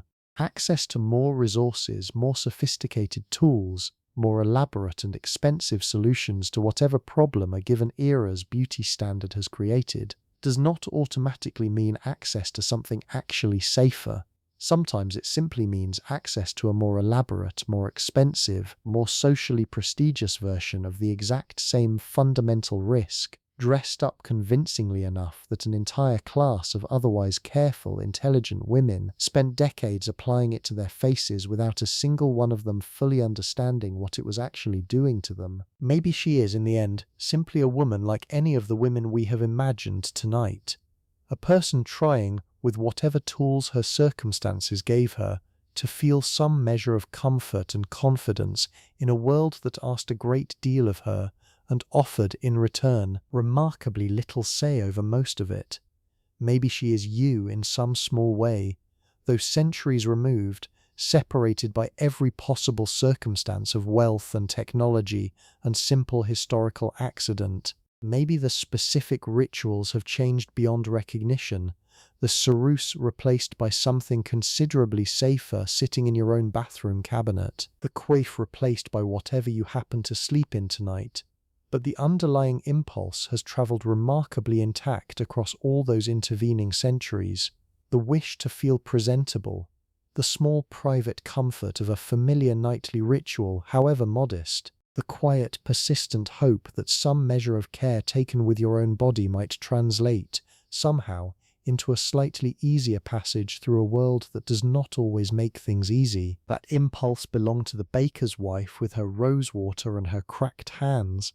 It belonged to the lady of the court with her pearls and her carefully painted face, whatever hidden cost that paint carried without her knowledge. And it belongs, in whatever specific and personal form it takes, to you too tonight, wherever you happen to be resting. I want to tell you gently what the slow progression of this particular harm might actually have looked like inside one woman's life. Not to alarm you at this hour, but because understanding it properly is part of honouring what these women actually lived through without either of us fully realising it at the time. In the earliest years of use, perhaps starting in her late teens as she first entered the world of court fashion, the ceruse would have done more or less exactly what it promised, smoothing minor imperfections, creating the pale, even canvas fashion demanded. No visible cost at all, beyond the expense and the daily time it took to apply and maintain.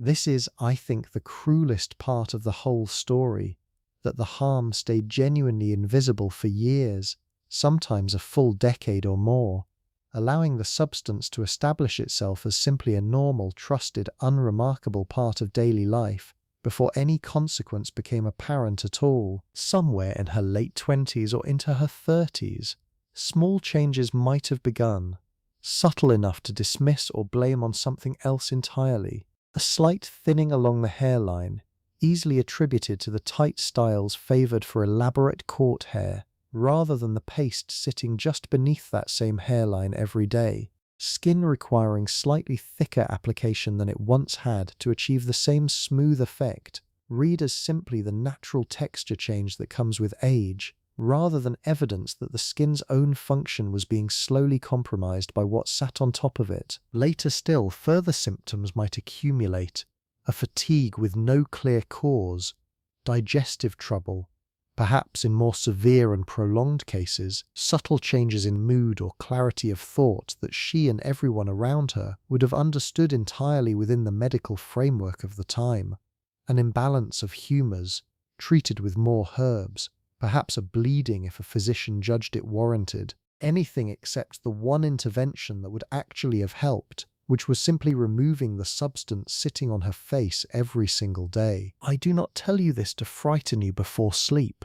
I tell you this because there is something important in simply witnessing it, in letting these women's experience be seen clearly, all these centuries later, by someone who finally understands what was actually happening to them, even though they themselves never could have known. It took considerably longer than you might expect for the medical understanding to catch up. Concerns about white lead cosmetics appeared gradually over the following centuries, growing more explicit only slowly, and it was not until relatively recent history, by comparison to how long the practice itself persisted, that the mechanism of lead poisoning was fully understood in the way we take for granted now. There is a kind of grace, I think, in simply acknowledging all of this honestly, rather than either dismissing it as a curiosity or dwelling on it with more horror than serves you well at this particular hour. These were not foolish women. They were women working with the best information their era could offer, making reasonable choices within a system that had not yet developed the scientific tools to reveal what was actually happening beneath the surface of those choices. The fashion that shaped so much of what we discussed tonight, that particular preference for pale painted perfection, for reddish gold hair, for the specific silhouette we described in such careful detail, did not last forever, the way no fashion or beauty standard ever really does, however permanent it feels to the people living inside it. New styles arrived from the continent in the decades that followed. New silhouettes, new colours, new arrangements of hair and dress that made the styles we spent tonight describing look, to a slightly later generation, quaint and old-fashioned in exactly the way any earlier era's fashion eventually looks to whatever comes directly after it. That particular substance persisted considerably longer than it should have, given what we now know, continuing in various forms across the following century and beyond. Its formula and fashion shifting even as its fundamental danger remained largely unaddressed. It would take considerably more accumulated evidence before the practice finally, gradually fell out of favour, replaced eventually by preparations that, whatever their own flaws, no longer carried quite the same catastrophic risk. That is a slow story in its own right, one we do not have time to walk through fully tonight, but it is worth knowing it happened. That things did eventually change, that the women who came after the ones we have spent this evening imagining did, eventually, inherit a slightly safer version of the same basic beauty system, purchased at a cost the women themselves never lived to see repaid. Let me take you through the small yard behind the Cheapside house one more time, the one from the very start of tonight's story, because I find something genuinely soothing in walking through it slowly, plant by plant, the way its owner might have done on a quiet morning before the real work began. Chamomile grew low and unassuming near the fence, small white flowers with bright yellow centres, valued not only for the lightening effect believed to help an uneven complexion, but for a mild apple-like fragrance pleasant simply to brush past on the way to somewhere else. Marigold, bright orange against the general green, gathered and dried for its soothing properties, applied to irritated skin in a preparation that, whatever we now think of its actual medical value, at minimum did no particular harm, which, given some of what else we have discussed tonight, counts for something. Lavender, if the household had managed to establish it, offered both a calming scent and a genuine, if modest, usefulness against the kind of minor irritation a life of hard water and harsh soap alternatives tended to produce. Rosemary, hardier and more forgiving, was more commonly found, its narrow, fragrant leaves used both in cooking and in the small preparations we have discussed, a plant doing double duty, the way so much of this world's resources were made to. Mint, when space allowed, served against the breath concerns we touched on earlier, and roses themselves, if the household could spare the space for a bush, rather than simply buying dried petals from a market cellar, provided the raw material for the single most versatile beauty preparation of the entire period, useful in skincare, in scent, in the small rituals of comfort that punctuated an otherwise demanding day. I want to pause and mention briefly that men in this period were not entirely absent from beauty concerns either,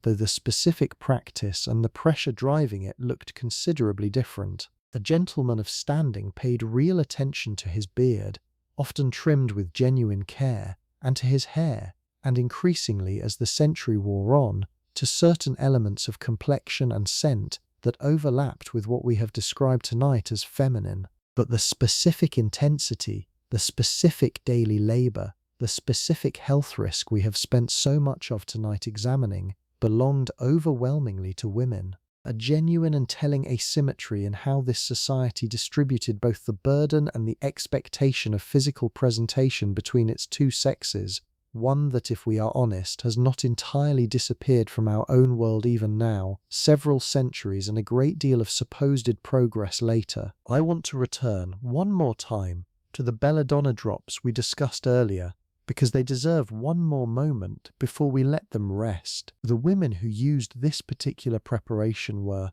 in a sense, engaged in an even more direct and immediate risk than the slow, cumulative danger of the ceruse, since the effects on vision were sometimes noticeable almost immediately, a blurring, a heightened sensitivity to light that might last for hours after a single application. And yet the practice persisted among a certain segment of fashionable women, specifically because the visual effect it produced, the wide, dark, luminous eye, was considered worth this immediate and rather uncomfortable cost. Maybe she is, this particular woman applying belladonna before an important evening at court, more anxious than she lets herself appear, aware, in some quiet corner of her mind, that what she is doing to her own eyes cannot possibly be entirely without consequence, even without the specific scientific knowledge we now possess. Maybe she does it anyway, because the alternative, appearing at court with eyes that seemed by comparison dull and ordinary, felt like a far more immediate and certain cost than the vague, unspecified risk of a substance everyone around her seemed to use without apparent lasting harm. That particular calculation, weighing an immediate social cost against a vague physical one, is not really unique to Tudor London at all. People have made it across every era of human history, including quite possibly this very one you are living through right now, in ways you may not have paused to fully examine. Guilds, one more time, because I think they deserve it. Apothecaries operated under regulation meant to govern the quality of what they sold, a system that worked imperfectly, the way most such systems eventually reveal themselves to.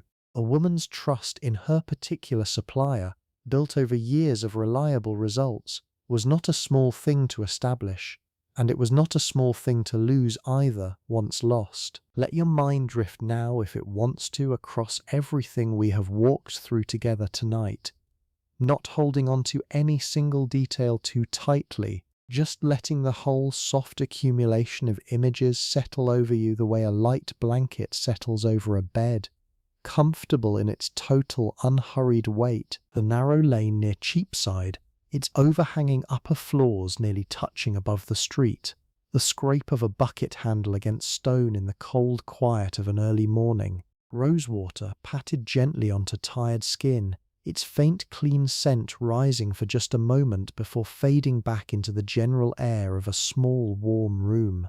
Lard worked patiently into cracked knuckles by firelight, an act of care performed for no one's benefit but the woman performing it. A linen coif, tied each morning without a single conscious thought, its meaning understood instantly by anyone who happened to glance at it in passing. Let it drift toward the grander house across the city too, the still room heavy with the scent of distilling roses.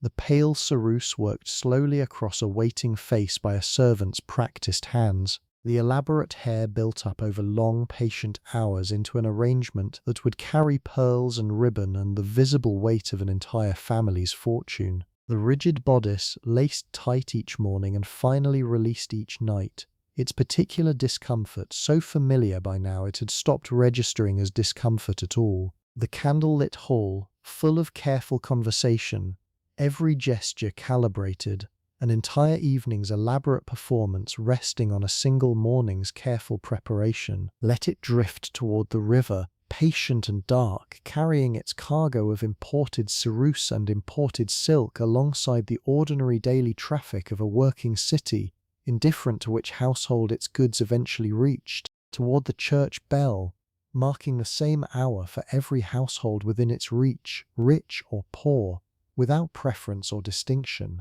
toward the rain, falling the same way on every rooftop in the city, offering the same small enforced pause to anyone sheltered beneath it, regardless of what that shelter happened to be made from or how much it cost to build. And let it drift, finally, towards sleep itself, that one truly universal experience, shared completely and equally by every single person we have imagined together tonight. The baker's wife and the lady of the court, the servant and the served, every woman across this vast and stratified city meeting in this one nightly hour on exactly equal terms, unpainted, unadorned, entirely and only themselves, resting exactly as you are resting now, in whatever bed you happen to be occupying, in whatever corner of the world you happen to call home tonight. There is a particular hour, somewhere between the last of the evening's obligations and true sleep, that both of these women, for all their differences, would have recognized in exactly the same way,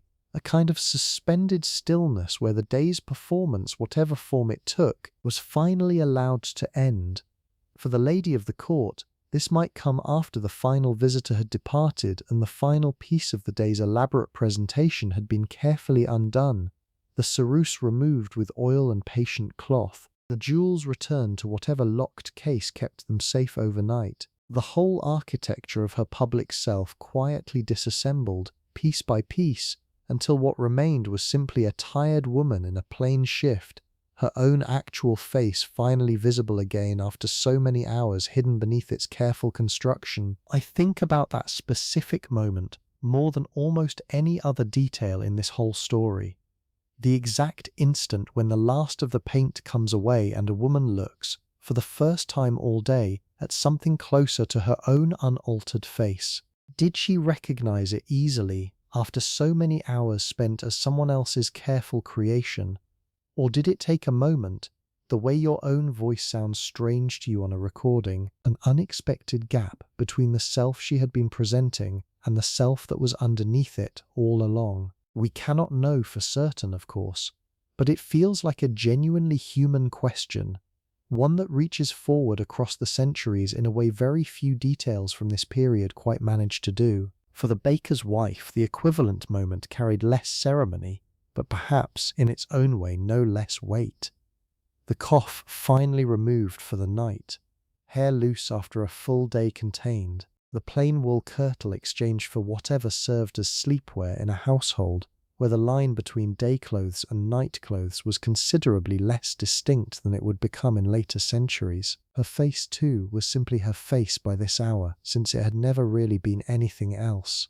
No paint to remove, no elaborate construction to undo, just the accumulated tiredness of the day, settling visibly into features that would, tomorrow, rise again before dawn, and begin the entire cycle once more. The city itself, outside both of these particular windows, was settling into its own version of night, though London in this period never fell entirely silent the way we might imagine a modern countryside doing after dark. There was always some sound somewhere, a dog further down the street, the occasional voice of a watchman calling the hour as he made his rounds through streets that had no other reliable way of marking time once the light had gone, the distant, muffled activity of a tavern still awake and unwilling to fully quiet down, even as most of the city around it settled toward rest. This was the sound both of our women fell asleep to, night after night, a city that never quite stopped, breathing around them in the darkness the way it had breathed around them all day.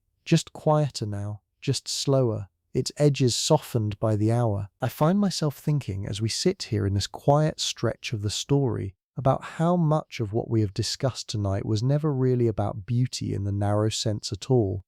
It was about control, about the particular ways a woman in this period could exercise some small degree of agency over how the world perceived her, in a society that offered her, by any modern measure, remarkably little agency over almost anything else. The baker's wife could not choose her labour, could not choose the city's smell or its lack of clean water, could not choose the fundamental economic structure shaping every hour of her day, but she could choose within the narrow margin available to her to press a little rose water to her throat, to work a little lard into cracked hands, to arrange her coif with some small measure of personal care rather than pure function.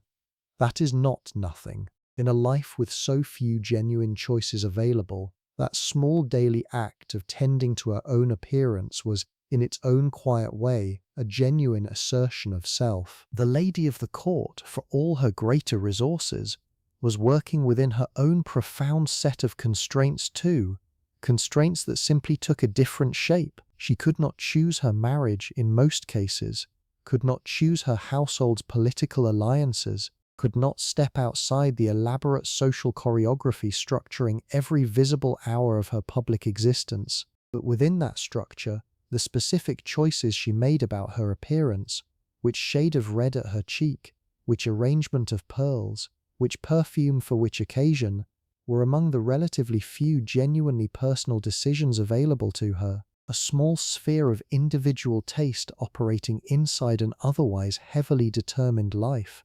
Beauty for both of these women, across an enormous gulf of wealth and circumstance, functioned as something considerably more significant than simple vanity. It functioned as one of the last remaining spaces where a woman's own particular choices, her own particular sense of herself, could still visibly shape the world's experience of her. Let time move a little now the way it always does, faster than any single day can quite capture, and let us watch these two households the way you might watch a slow tide come in.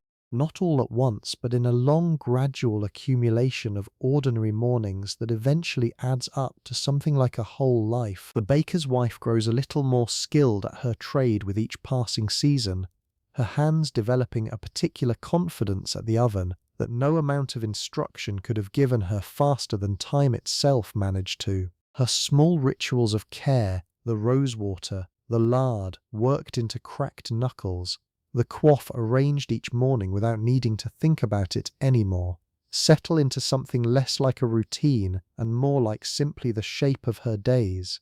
There are mornings when frost silvers the yard behind her house, and the well water comes up so cold it aches in her hands as she carries it back. And there are mornings in high summer when the heat from her own ovens combines with the heat pressing down from outside until the whole small house feels like standing inside a held breath. Through all of it, the same basic pattern continues: water and cloth and rosewater and lard, small and constant. A private ceremony performed without an audience, for no one's benefit but her own quiet sense of herself. Children arrive perhaps over these years, and with them a whole new dimension to her relationship with her own appearance, since a mother's care for her body becomes, almost without her fully noticing the shift, something also modelled for a watching daughter who absorbs, the way children always do, far more from what she observes than from anything she is directly told. That daughter will grow up believing certain things are simply how a woman tends to herself: chamomile for the skin, rosemary for the hair, a coif worn a particular way, not because anyone ever sat her down and explained the reasoning, but because she watched her mother do it, morning after morning for years, until the pattern became as invisible and automatic to her as breathing. Across the city, the lady of the court experiences her own version of this same slow accumulation, though set against a considerably more elaborate backdrop. Fashions shift gradually, the way fashions always eventually do, a favoured colour falling from prominence, a new style of sleeve or headdress arriving from the continent and slowly working its way through the upper ranks of society, until what seemed daring one year has become simply expected the next. She adapts as women of her position were expected to adapt, her tiring woman staying alert to these gradual shifts, adjusting the daily ritual accordingly, the underlying labour and expense remaining constant even as its specific visible expression continues to evolve around her. Her own body changes too, of course, the way any body changes across years of a life, and the ceruse that once simply enhanced an already youthful complexion begins, gradually, to serve a different function altogether, covering rather than merely accentuating, correcting rather than merely completing. She may not notice this shift happening in any single dramatic moment. It arrives instead the way most real changes in a life arrive, incrementally, so gradually that the woman living through it often cannot say precisely when one phase gave way to the next, only that looking back across enough years, the difference has become undeniable. There is something I want to say plainly here, because it would be easy to let this whole long story slide past it without ever quite stopping to notice. Both of these women, whatever the enormous differences in their material circumstances, were spending real portions of their actual finite lives on this work. Hours that could have gone toward rest, toward pleasure, toward any number of other pursuits, were instead devoted day after day, year after year, to the specific and demanding project of presenting an acceptable face to a world that had made very clear, through 1,000 small signals absorbed since childhood, exactly what an acceptable face was required to look like. That is not a small thing to notice about any era, including, if we are honest, our own. I keep returning as we move through all of these small variations, seasonal, situational, tied to life stages like marriage and pregnancy, to the same basic observation. The specific standard changed remarkably little across all these different contexts.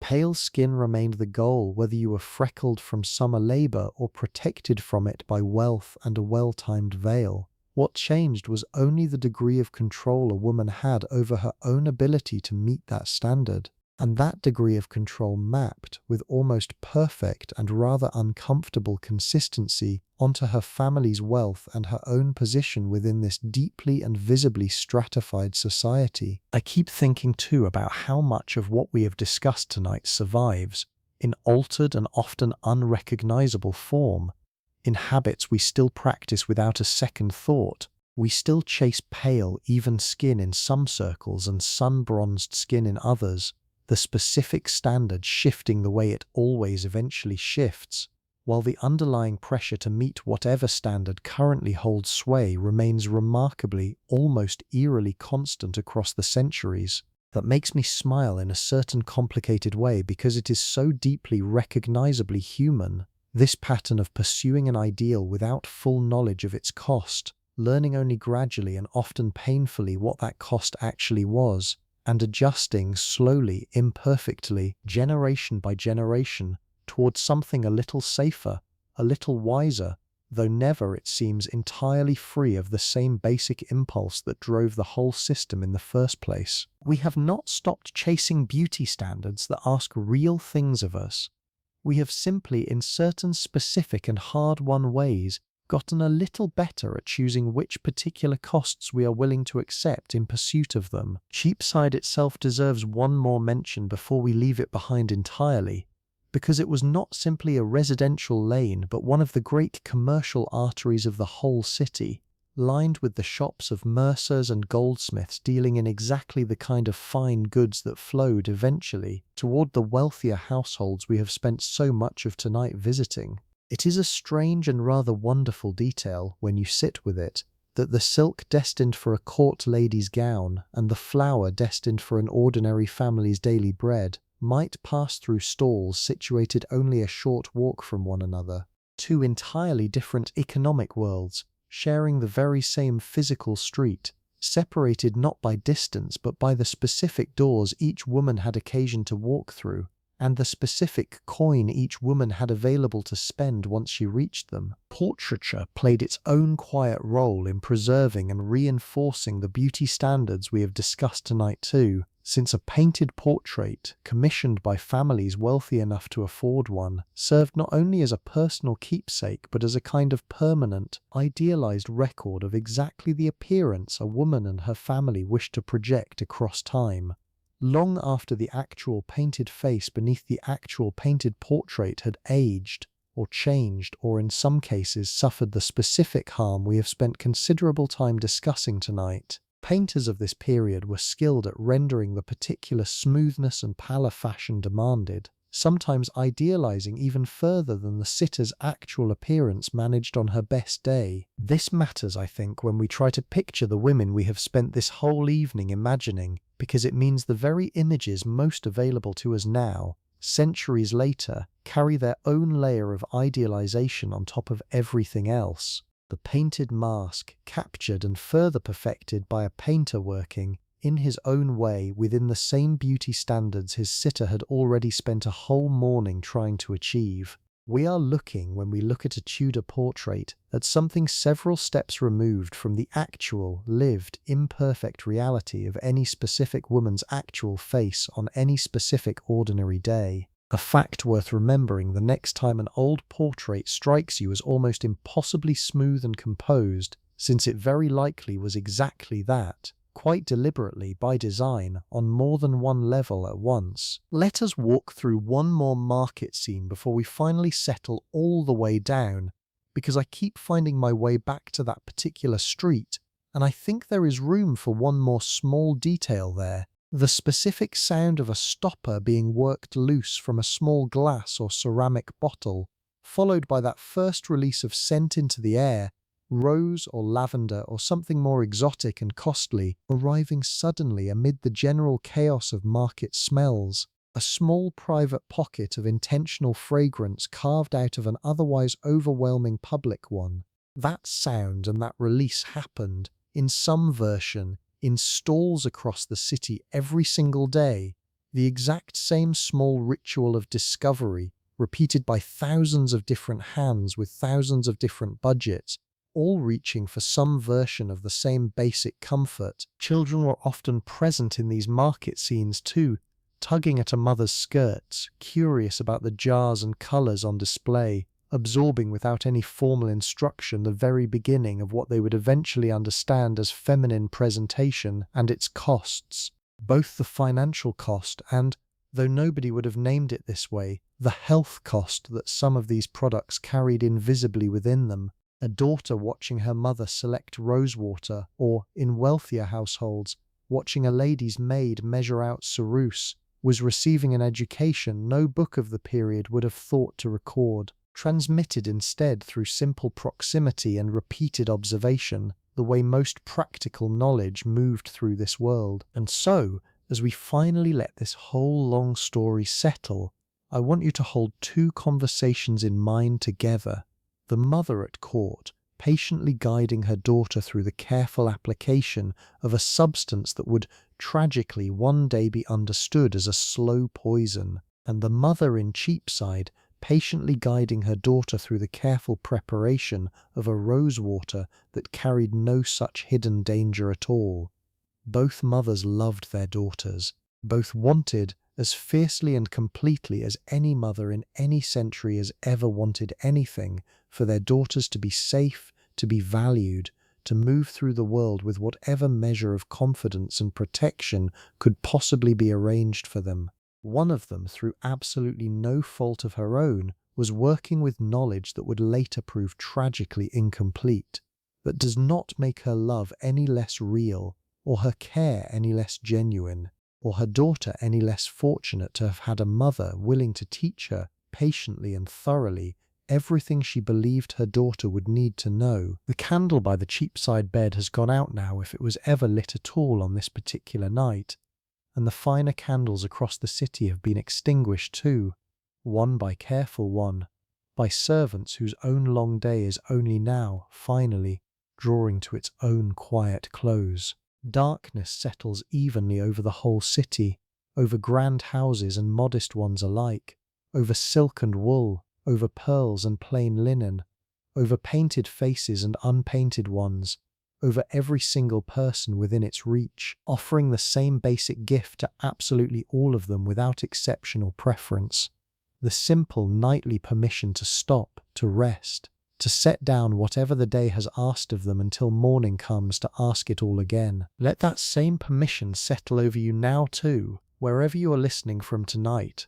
Whatever your own day has asked of you, whatever small or large performances it required, whatever careful presentation of yourself you have maintained across its many hours, all of it can rest now, exactly the way it rested for every single woman we have imagined together this evening. You do not need to hold on to any of it a moment longer. You do not need to think about tomorrow yet either.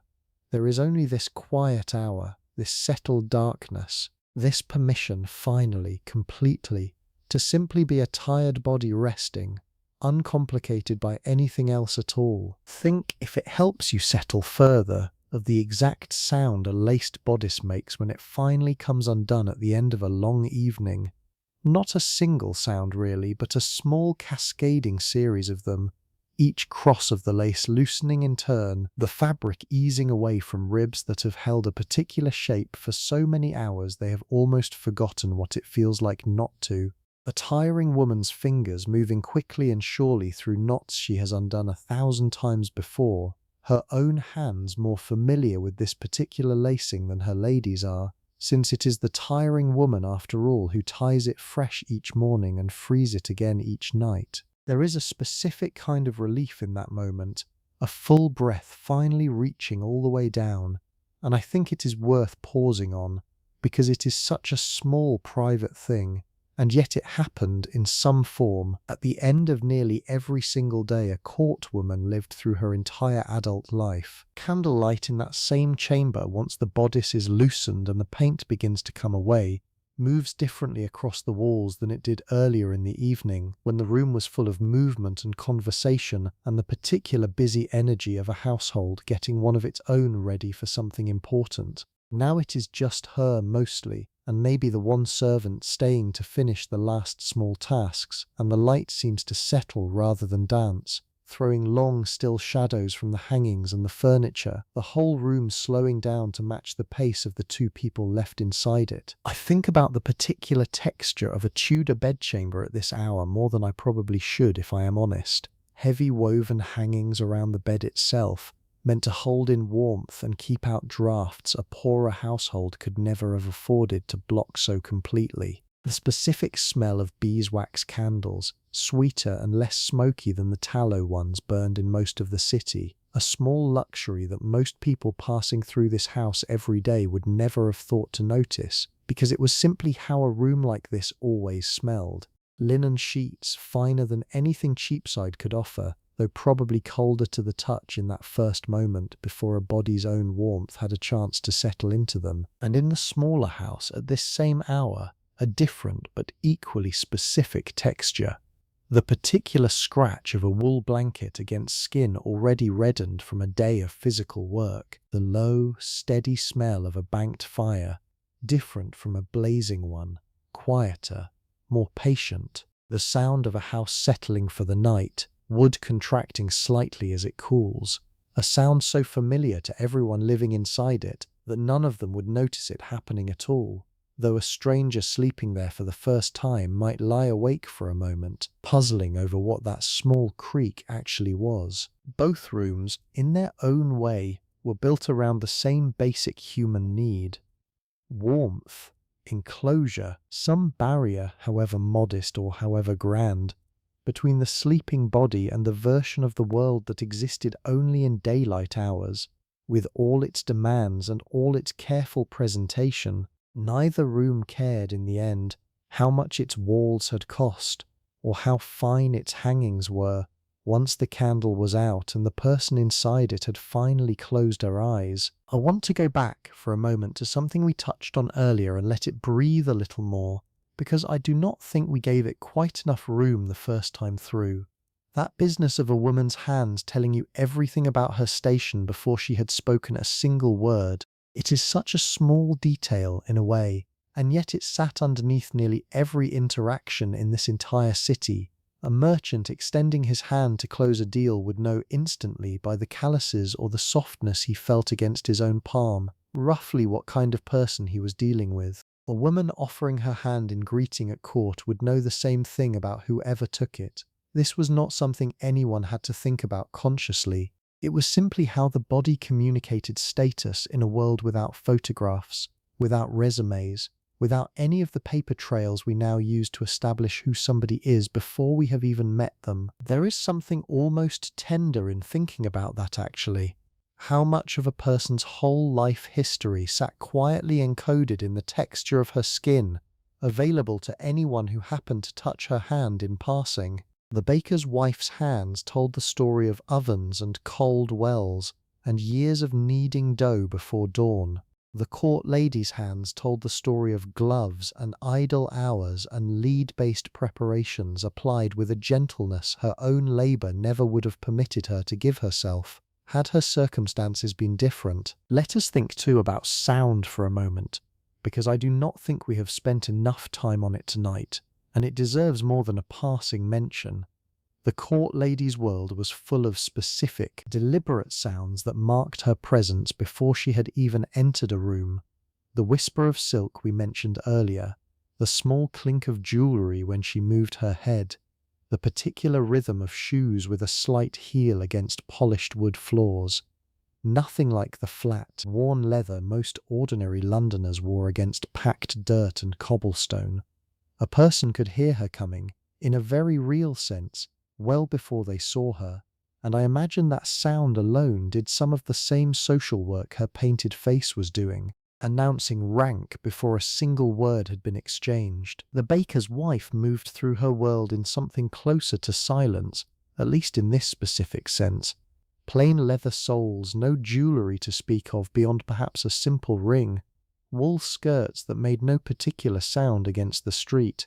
Her presence was marked instead by voice, by the specific calls of the bread trade, by the particular rhythm of her daily rounds through a neighbourhood that had come to recognize the sound of her footsteps the way you might recognize a familiar knock at your own door. I keep thinking about how much of what we now call ambience or atmosphere, or simply the feel of a place, was actually built in this period out of exactly this kind of embodied class signal.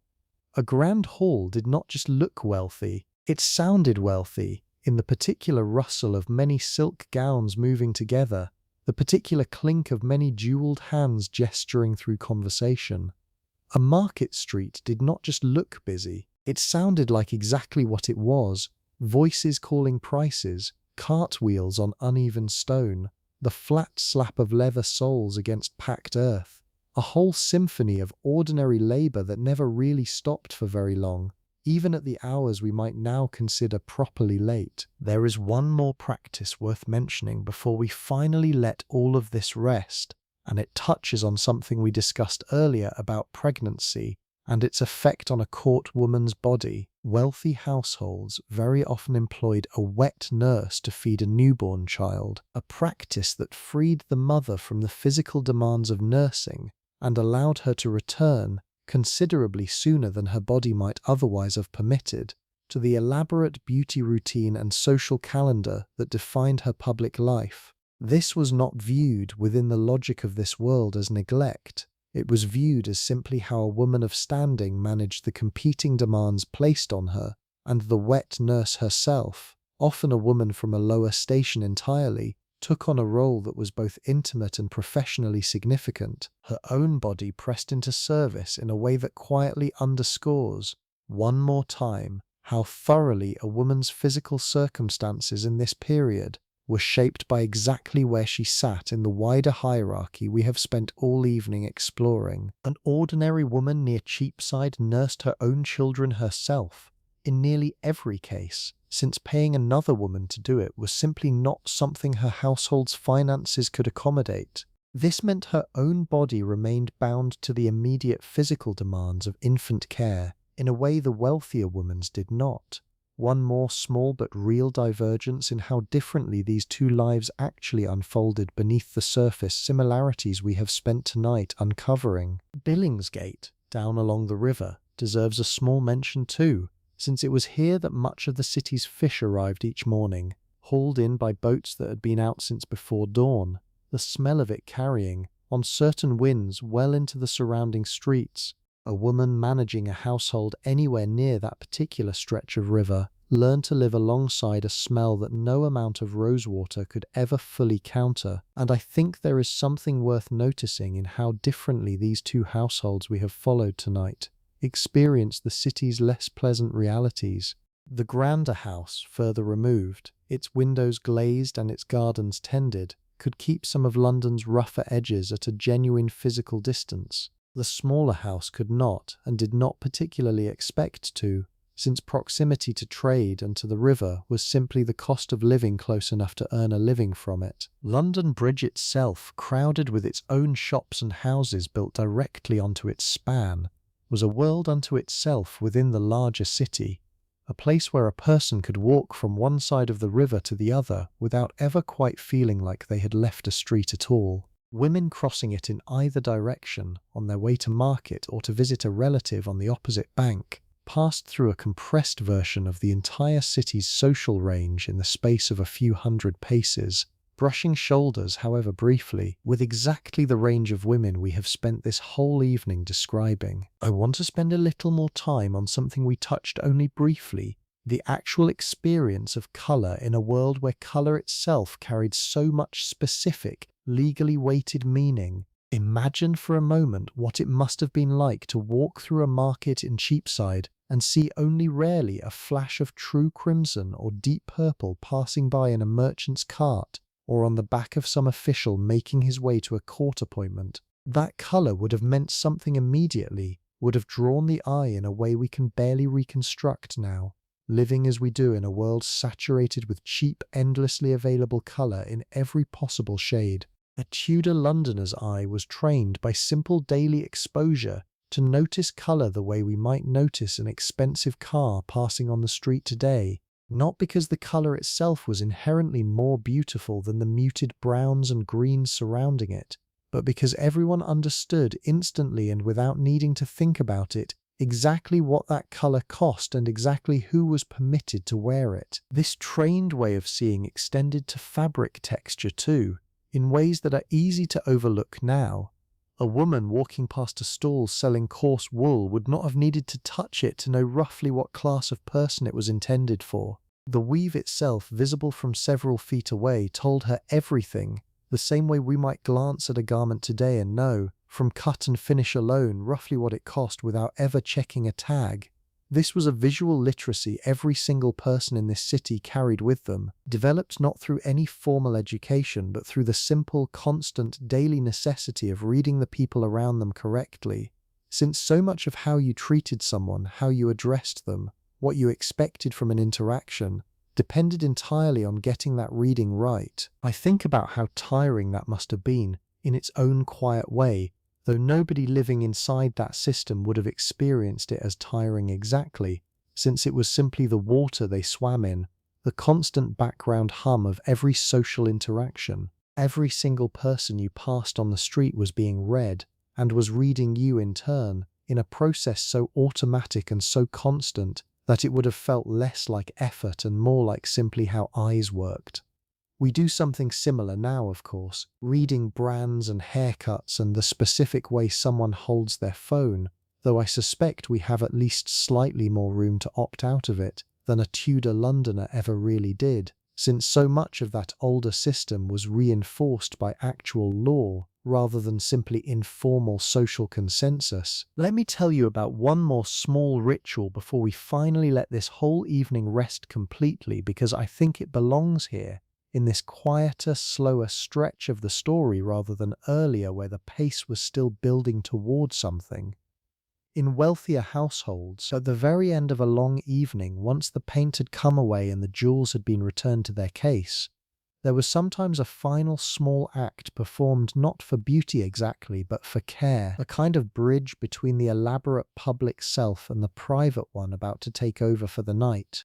A servant might brush her mistress's hair slowly, methodically, 100 strokes or some similarly specific number passed down as tradition within that particular household, working out whatever remained of the day's elaborate styling until the hair fell loose and simple across her shoulders. There is something almost meditative in that image, I think, a repetitive, gentle motion performed at the very end of a day built almost entirely around performance and calculation and careful presentation. For those few minutes, nothing was being communicated to anyone. No status was being displayed. It was simply one person caring for another person's body, slowly, without urgency, the same brush moving through the same hair in the same rhythm it had moved the night before, and would move again the following night, a small constant in a life otherwise structured around constant, careful change. The baker's wife had no servant to perform this particular kindness for her, obviously, but she was not entirely without her own version of it. A daughter, if she had one old enough, might take up a comb at the end of a long day and work it gently through her mother's hair, while the two of them talked quietly about nothing in particular, the events of the day, a neighbour's news, whatever small things filled the ordinary texture of their life together. This too was a kind of care, offered without any of the formal structure of a wealthy household's evening ritual, but recognisably, I think, the very same impulse. One person tending gently to another person's body at the end of a long day simply because it felt like something worth doing. I keep thinking about that image, actually, the comb moving slowly through hair while two people talk about nothing in particular, because it feels like one of the truest threads running underneath this entire evening. So much of what we have discussed tonight involved women caring for other women, or for themselves, in ways that rarely get written down, rarely get preserved in any formal record, and yet clearly happened, over and over in nearly identical form, across every level of this society we have spent tonight exploring. A tiring woman's hands at her mistress's hairline, a mother's hands working lard into a daughter's cracked knuckles, a neighbour leaning over a shared wall to pass along a recipe for a marigold salve. None of this made it into the official history of Tudor England in any real detail, All of it, I suspect, mattered enormously to the actual people living through it. There is something I want to say about memory itself here, before we finally let this evening close, because I think it connects to everything we have spent tonight doing together. The women we have imagined tonight did not know they were being remembered, obviously, since most of them were never individually recorded in any way at all. They simply lived their lives, made their choices with the information available to them, cared for their bodies and their families as best they understood how, and then, eventually, in the ordinary way of all human lives, they were gone. What we have done tonight, gathering up the broad patterns of their existence and building from them something resembling actual breathing individuals, is a small act of retrieval performed centuries after the fact, imperfect and necessarily incomplete, but genuine in its intention. I think there is something worth sitting with in that gap between how thoroughly a life can be lived and how thinly it can eventually be recorded. Every single woman we have described tonight experienced her own life with the same fullness, the same weight of ordinary daily concern that you experience your own life with right now. Her worries about her appearance were not smaller or less real, simply because history did not think to preserve them in detail. Her small private satisfactions, a well-made rosewater, a successfully lightened lock of hair, a compliment received at market or at court, mattered to her in the moment exactly as much as your own small private satisfactions matter to you. That fullness does not require documentation to have been real. It only requires, I think, the willingness of someone eventually to imagine it back into existence with care. And that, I suppose, is what tonight has actually been. Not a lecture about Tudor cosmetics, though we have certainly covered a great deal of genuine fact along the way. An act of imaginative care extended backward across roughly 5 centuries toward women who could not have known anyone would ever bother, and who deserved, I think, to have somebody bother anyway. Let your body settle a little further now, if it has not already settled all the way. Let your breathing continue at whatever slow, even pace it has found over the course of this long evening together. There is nothing more required of you right now except exactly this: resting, listening if you are still listening, or simply drifting if you have already crossed over into something closer to sleep than to wakefulness. Either is entirely fine. Both are, in their own way, exactly what tonight was for. I want to leave you with one final image, and then I will let the silence take over completely. Picture the whole city one more time, from somewhere high enough to see it all at once, the way no single person in the 16th century could ever actually have seen it, but the way we can imagine it now, gathering up centuries of scattered detail into one single settled view. Rooftops close together, smoke rising thin and pale from banked fires in nearly every one of them. The river, dark and patient, moving steadily toward the sea the way it has moved for longer than any of the buildings along its banks have existed. And beneath every single one of those rooftops, a person, sleeping, unpainted, unadorned, entirely and only themselves for these few private hours before the whole elaborate machinery of daily presentation starts up again with the morning light. Sunday deserves its own small mention before we finish, because it interrupted the ordinary rhythm of both these households in a way that touched on beauty more directly than you might first expect. Church attendance was not optional in this period, and it brought together within the same physical space a far wider cross-section of a parish's population than almost any other regular occasion did. This meant Sunday functioned, whether anyone would have described it this way at the time or not, as a kind of weekly public display, a moment when a household's presentation of itself was on view to neighbours and acquaintances in a setting more formal than the ordinary run of a working week. For the baker's wife, this meant her best kirtle, kept aside specifically for this one weekly occasion, and perhaps a slightly more careful attention to her coif than an ordinary Tuesday would receive. Nothing elaborate, simply a small, deliberate step up from the everyday, a version of herself presented with a bit more care, because the setting called for it, and because the people around her in the pews were people whose opinion in the small, tightly woven world of a single parish genuinely mattered to her daily life. Church attendance, for the courtwoman, carried its own additional layer of political and social visibility, since where a family sat, how they were dressed, who acknowledged whom during the service, and the greetings that followed it afterward, all fed directly into the same ongoing social calculation that shaped every other aspect of her public life. A grand family's pew was itself a kind of stage, and appearing there in anything less than full, careful presentation would have been noticed, discussed, and remembered in a way that a quieter parish in Cheapside would likely never have generated with quite the same intensity. I find myself drawn to imagining the apothecary's actual shop interior one more time before we close, because I think it deserves a slightly fuller picture than we gave it earlier. Low-beamed ceilings, in most cases dark with years of smoke from whatever lamp or candle lit the workspace during longer winter days. Shelves built close together, crowded with jars of every size, some glazed pottery, some simple wood, each one holding something slightly different, dried roots and powdered minerals and prepared pastes, organized according to a logic that made perfect sense to the apothecary himself, and considerably less sense to anyone stepping into the shop for the first time. A scale somewhere near the counter for measuring out smaller quantities of the more costly ingredients.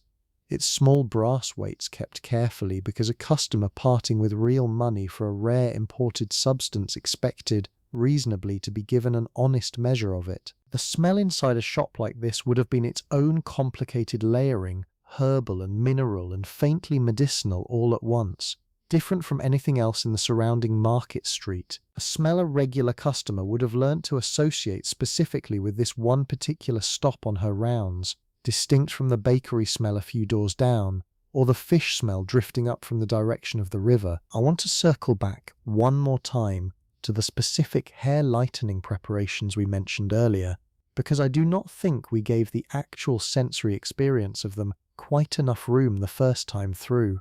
Picture the process itself, not just the ingredients. A woman seated near a window for the best light, her hair combed out and separated into sections, a preparation of rhubarb root or a saffron infusion worked through slowly, strand by strand, by a servant's patient hands, the whole process taking the better part of an afternoon and requiring, afterward, that she sit somewhere warm, sometimes near an open window in direct sunlight if the weather allowed, to help whatever lightening effect the preparation offered actually take hold. There would have been a particular smell to this too, earthy and slightly bitter from the rhubarb, or warmer and more floral if saffron was the chosen method, mixing with whatever perfume she was already wearing into something that existed only during these specific treatment days and never at any other time. A woman undergoing this process regularly would have come to associate that particular combined smell with the whole ritual itself, the patience it required, the stillness of sitting for so long while something worked slowly on her, quite literally from the outside in. I think about the specific boredom of that too, if I am honest, because it must have existed alongside everything else. Hours spent sitting still while a preparation worked, with nothing much to do beyond conversation, or needlework, or simply watching the light move slowly across the room as the afternoon wore on. We do not often think of Tudor beauty practice as involving boredom, since our modern imagination tends to picture either grand elegance or grim hardship, with not much room left over for the simple, ordinary tedium of waiting for something to work. But boredom was almost certainly there too, a quiet, patient, faintly restless companion to nearly every extended beauty ritual we have discussed tonight. On both sides of the divide we have spent this whole evening exploring. There is a particular kind of patience this whole world demanded of women, actually, now that I think about it properly. Patience with slow dyes that took a season to show results. Patience with hours of stillness while a face was built layer by layer. Patience with a bath that might come only once every few weeks, and the careful, patient management of scent and cloth in between. Patience with a mirror that gave back only a dim, uncertain reflection, requiring you to simply trust that the effort had produced something worth the effort at all. I do not think we always credit historical women with quite how much patience their ordinary lives actually demanded of them, day after day, in ways so constant and so unremarkable to them that they would likely be baffled by how much attention we are paying to it all these centuries later. And maybe that is worth sitting with too, this quiet realization that the very ordinariness of all this, to the women actually living it, is part of what makes it worth our attention now. They were not performing history for us. They were simply getting through an ordinary Tuesday or an ordinary Sunday or an ordinary evening before an ordinary bed, using whatever tools their particular circumstances had given them, with no sense at all that any of it would eventually become the subject of a stranger's quiet curiosity, centuries later, in a world they could not have begun to imagine. Let me tell you about one more household object before we finally let all of this rest, because I think it deserves its place here, in this slow final stretch of the story. In many households, wealthy and modest alike, there existed some version of a small chest or box specifically for keeping the tools of beauty together, separate from other household items. In a grander house, this might be an actual jewel case, finely made, lined with fabric, with small compartments for rings and smaller pieces, kept locked and guarded with real seriousness given the value of what it held. In a more modest household, it might simply be a small wooden box, nothing fancy, holding a comb, a small stoppered bottle of rosewater, perhaps a single ribbon saved for special occasions, the sum total of one woman's entire collection of beauty-related possessions. I find myself oddly moved by the modest version of this object more than the grand one, if I am honest, though I could not fully explain why. Maybe it is the sheer economy of it, the way an entire ritual life could be contained inside something so small, so unremarkable to look at, and yet so completely central to how its owner moved through the world every single day. That little wooden box represented, in its own quiet way, everything we have spent tonight discussing about the ordinary woman's relationship to her own appearance. Modest, practical, entirely hers. The grander jewel case represented something different, obviously an entire family's fortune condensed into portable, wearable form. But I think it is worth noticing that both objects, however different in scale and value, served exactly the same underlying purpose: a place to keep the specific tools a woman needed to present herself to the world each day, gathered together, cared for, treated as something worth protecting because of what it allowed her to do and to be, however briefly, each morning when she opened it and began the day's particular version of this ancient, ongoing project. I think too about what happened to these objects eventually, once their owners were gone. The grand jewel case presumably passed down through a family, its contents redistributed, sold, or repurposed across generations, some pieces perhaps surviving even now in a museum case somewhere, entirely disconnected from the specific woman who once opened that same case every morning with her own two hands. The modest wooden box almost certainly did not survive at all, since nobody thought to preserve it, since it held nothing of any monetary value worth passing down carefully, since it was, in the end, simply a practical object doing a practical job for one ordinary woman during one ordinary lifetime. And then it was gone, the way most ordinary things eventually are, leaving behind no trace at all beyond whatever careful, informed imagining someone might choose to do on its behalf, centuries later, on a quiet evening like this one. There is one more comparison I want to draw before we finally arrive at the true close of this evening, and it concerns something we have circled around all night without ever quite naming directly. Both of the women we have followed tonight were, in their own very different ways, performing a kind of labour that produced no lasting physical object at all. A baker produces bread, tangible, sellable, gone within a day, but real while it lasted.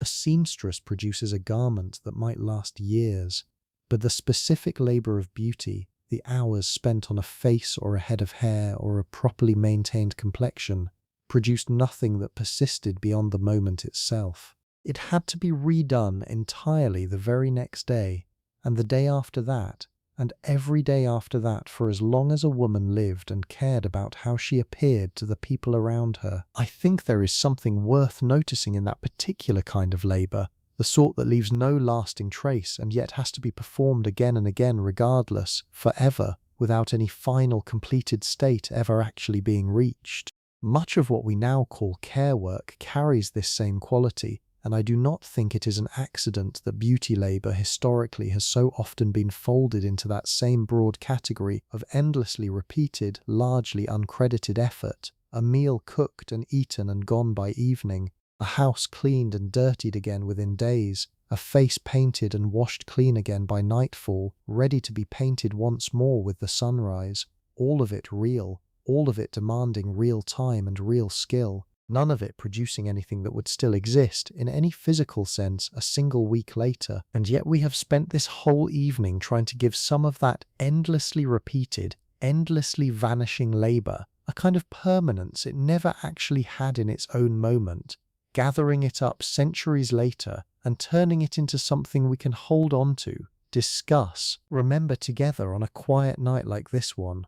There is something almost paradoxical in that, I think, taking labour specifically defined by its impermanence and trying, through the act of storytelling, to make some small part of it permanent after all. I am not sure that project ever fully succeeds, honestly, but I think it is worth attempting anyway, and I am glad we attempted it together tonight. Let your thoughts settle now, if they have not already, into something closer to the drifting, half-formed quality that comes right before actual sleep. You do not need to hold on to any particular fact or image from tonight. You do not need to remember the specific name of a single herb, or the exact sequence of how a bodice was laced and unlaced, or which century exactly this all took place in. None of that matters right now.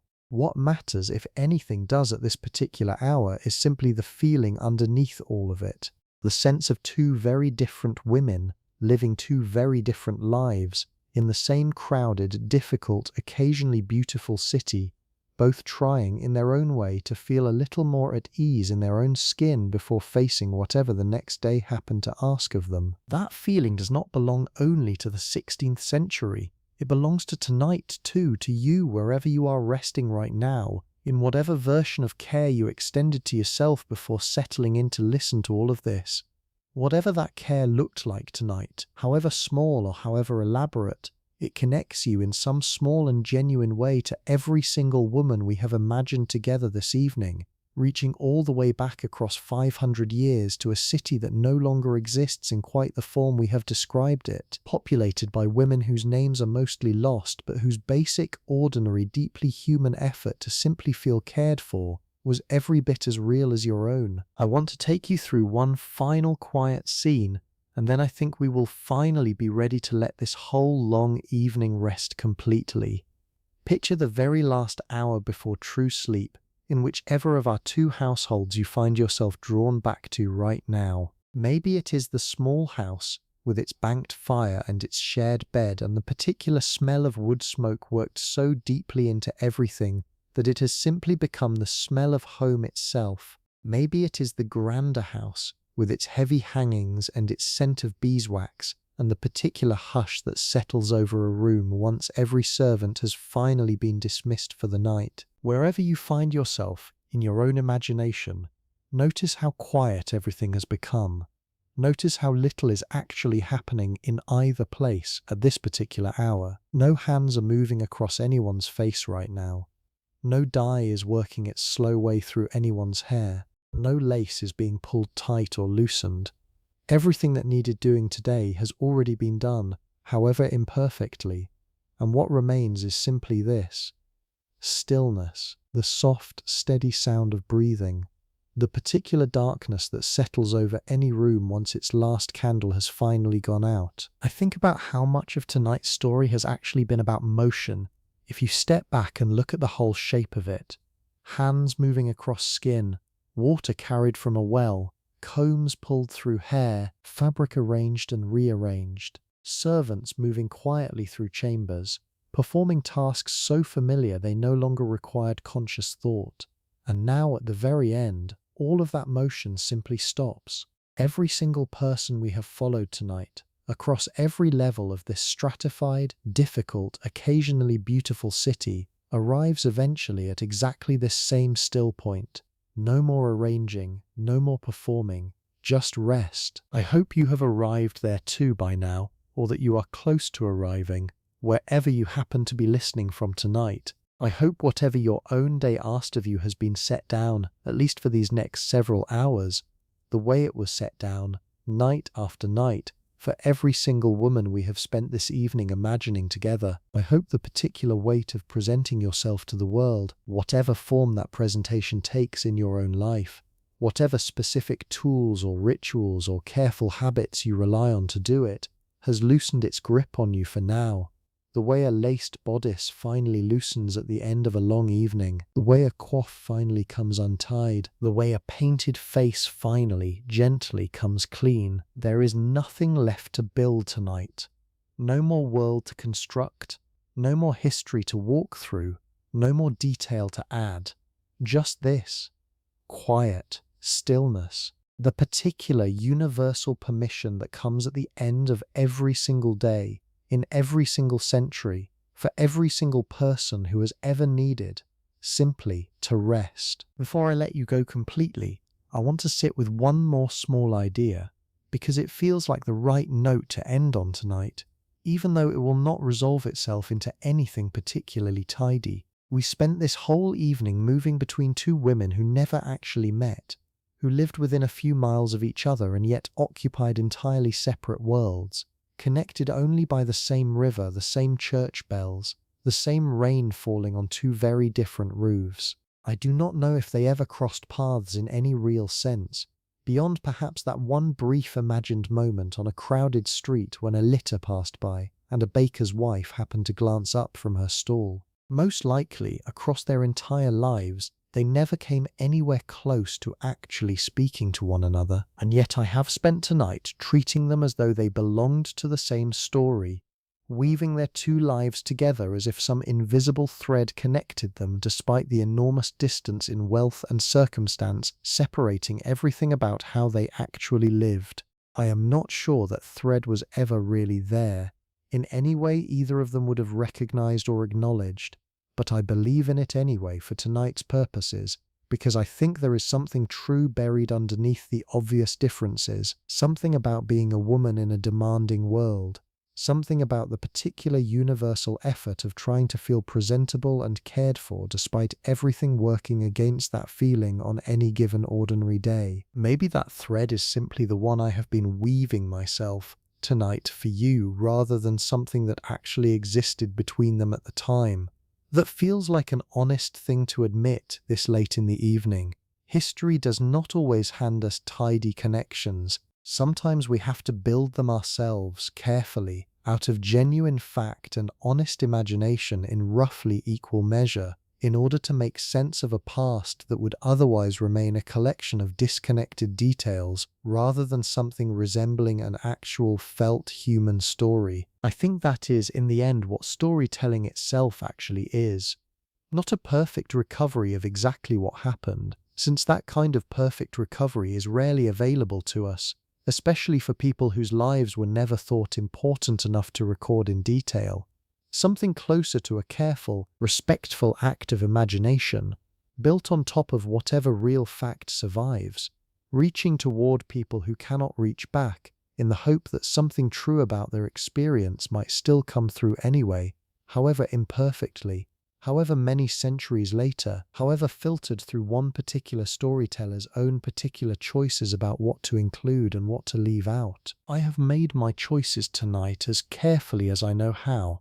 I hope they have served you well, whoever and wherever you are, on this particular night that will not come again in quite this same form, listening to a story about two women who lived and died a very long time ago and who would, I suspect, be rather astonished to learn that anyone ever cared enough to imagine them back into existence like this, all these centuries later in the dark, for the specific and rather tender purpose of helping a stranger fall asleep. Let me offer one more thread before we finally close, since I think it belongs somewhere in this last quiet stretch rather than earlier, where it might have felt too much like an argument being made, rather than simply an observation being shared. We have spent tonight moving carefully between two extremes, the dangerous, elaborate beauty world of the court and the modest, practical one of ordinary London.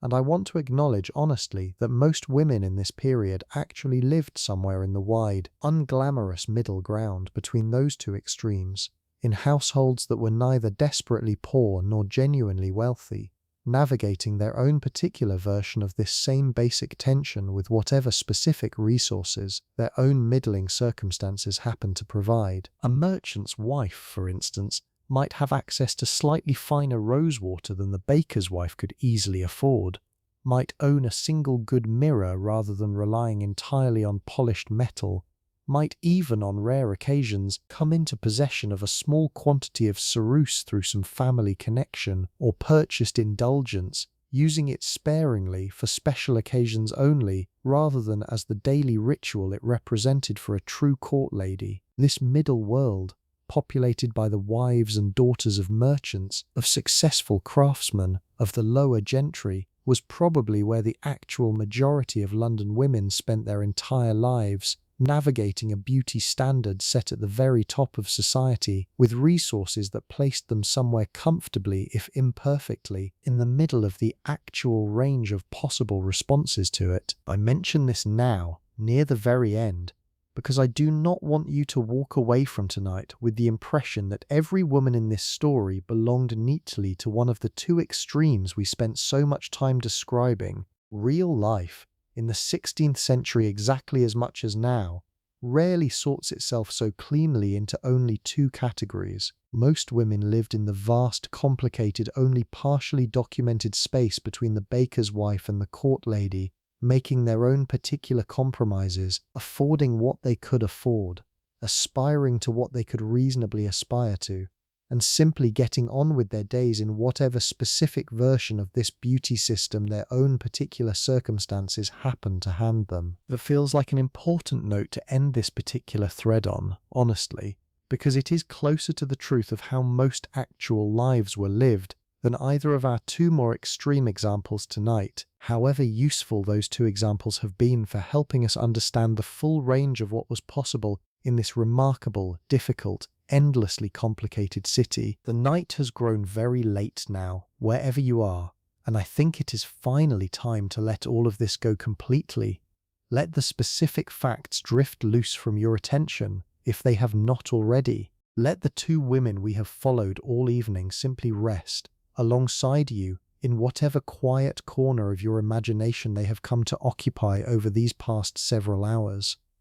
There is nothing more to build, nothing more to explain, nothing more that needs your attention right now beyond the simple, steady rhythm of your own breathing, slower now than it was when we started, deeper now than it was an hour or two ago, carrying you gently toward whatever rest you came here tonight looking for. I want to leave you finally with the image we started this whole evening beside, though seen now from a slightly different angle than we saw it at the very beginning, that bucket handle scraping against stone in the cold dark of an early London morning. Think about what came after that single sound, everything we have spent this entire evening unpacking from it. An entire world of rosewater and lard and coifs and careful herb gardens, an entire separate world of ceruse and belladonna and pearls sewn into elaborate hair. Two lives, built from entirely different resources, aimed in their own very different ways toward the same basic human wish to feel presentable, to feel cared for, to move through an often difficult world with some small measure of confidence borrowed from the careful attention paid to one's own appearance. That bucket handle is silent now, has been silent for centuries, along with every other small sound that once made up the actual, lived texture of this city we have spent tonight visiting. The well it drew from is gone, the house it served is gone, the woman who carried that water, whoever she actually was, is gone too, has been gone for a very long time, remembered by no one now in any specific personal way, and yet for this one evening briefly, genuinely present with us anyway, carried forward through nothing more than careful attention and honest imagination and a shared willingness, yours and mine both, to spend a few quiet hours together taking her seriously. I think that is worth something, actually. I think it might be worth quite a lot. This small deliberate act of remembering someone who left almost no trace behind her, simply because she was real, and because her life, however ordinary and however undocumented, mattered exactly as much while she was living it as your own life matters to you right now, in this quiet room, at this late hour, wherever in the world you happen to be. Sleep well tonight. Let London finally go quiet, the way it eventually always did, even in a city that never quite fully stopped. Let both of these women rest now, alongside you, in whatever peaceful corner of your mind they have found over the course of this long, slow evening, and let yourself rest too, completely, without reservation, the way every single person in this story, rich or poor, painted or plain, eventually needed to rest at the end of every single one of their own long, demanding, entirely human days. There is one last small thought I want to leave with you, and then truly we will let the silence take over. It concerns something that has been sitting quietly underneath this entire evening without ever being named directly, and I think it deserves to be said plainly before we finish.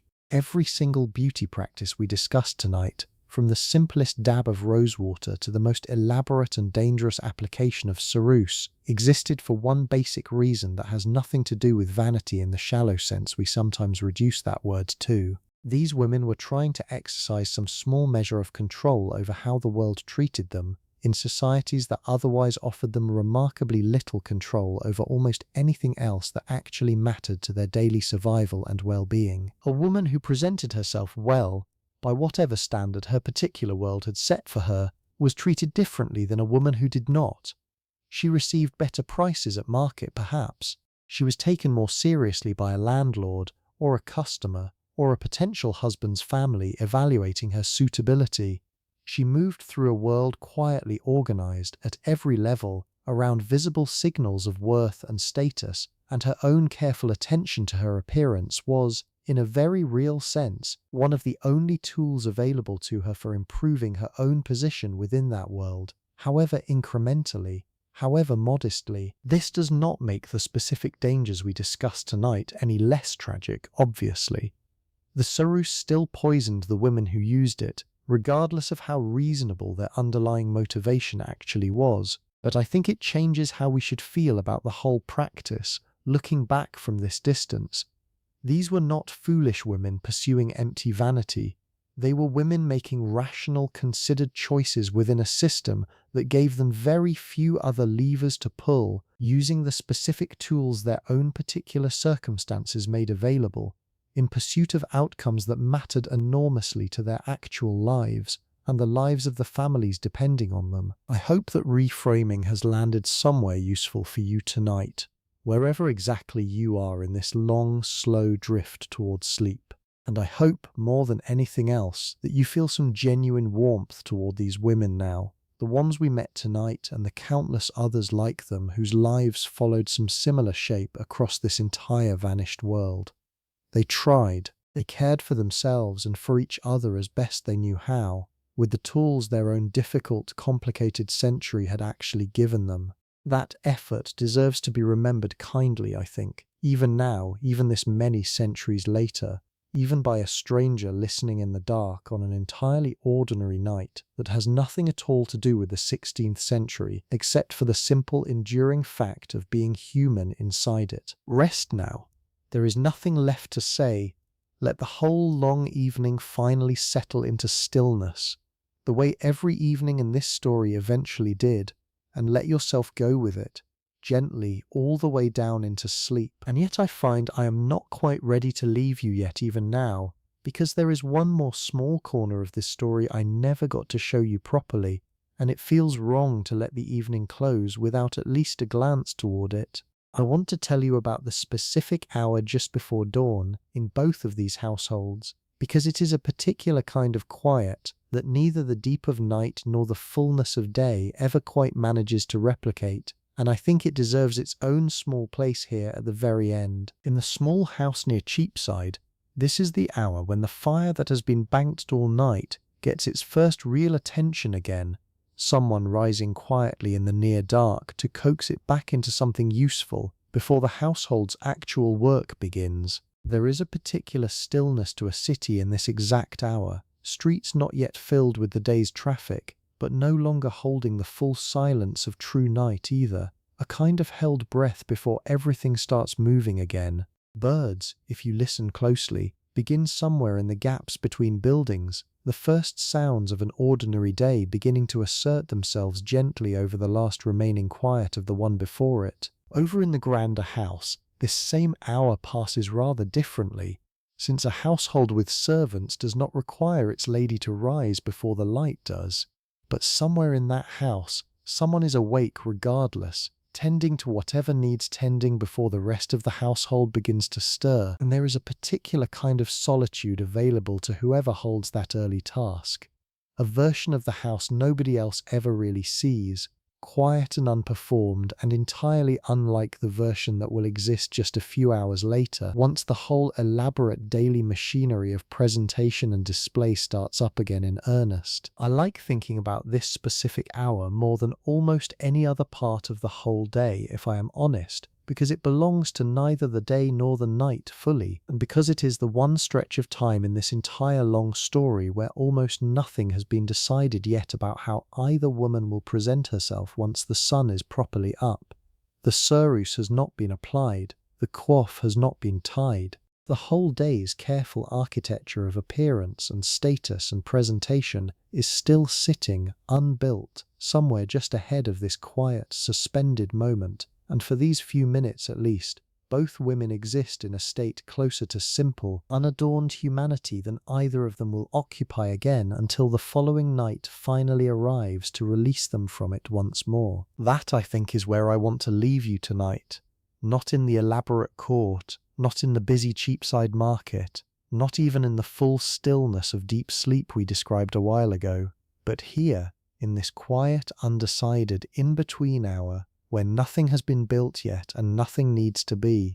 Let yourself rest inside that particular kind of stillness for these last few minutes before sleep finally, completely takes you. I keep thinking actually about how strange it is that we know so much about the elaborate, dangerous side of this story, the ceruse and the belladonna and the imported silks, and comparatively so little about the quiet, undocumented middle hours I just described, the ones belonging to nobody in particular, the ones that never made it into any portrait or household inventory or physician's warning. History, it turns out, mostly remembers the performance and mostly forgets the pause between performances, even though the pause probably made up the greater part of anyone's actual day, in any century, including this one you are living through right now. That imbalance feels worth naming, one final time, before we let everything go completely. We have spent tonight walking through an enormous amount of documented detail, real and carefully researched, about paint and fabric and status and danger, but underneath all of that, in the quiet hours we can only really reach through careful, respectful imagination rather than hard evidence. There was simply a person, breathing, existing, moving slowly through an ordinary life that felt, to her, exactly as complete and exactly as significant as your own life feels to you right now, regardless of how little of it happened to survive in any record anyone thought to keep. I think that is a good place to actually stop, at last. Not with a grand conclusion, not with some final tidy lesson wrapped up and handed to you like a bow on a package, but simply with this quiet acknowledgement of everything we cannot fully know, sitting comfortably alongside everything we spent tonight carefully learning together. Both things can be true at once. We can know a great deal about the ceruse and the rosewater and the coifs and the pearls, and still at the very end, simply have to imagine our way gently into the rest, trusting that our imagining, careful and informed as we have tried to make it tonight, comes reasonably close to whatever the actual truth of these lives once was. The candle has gone out now wherever you pictured it burning tonight. The city has gone fully quiet, or as quiet as it ever really got.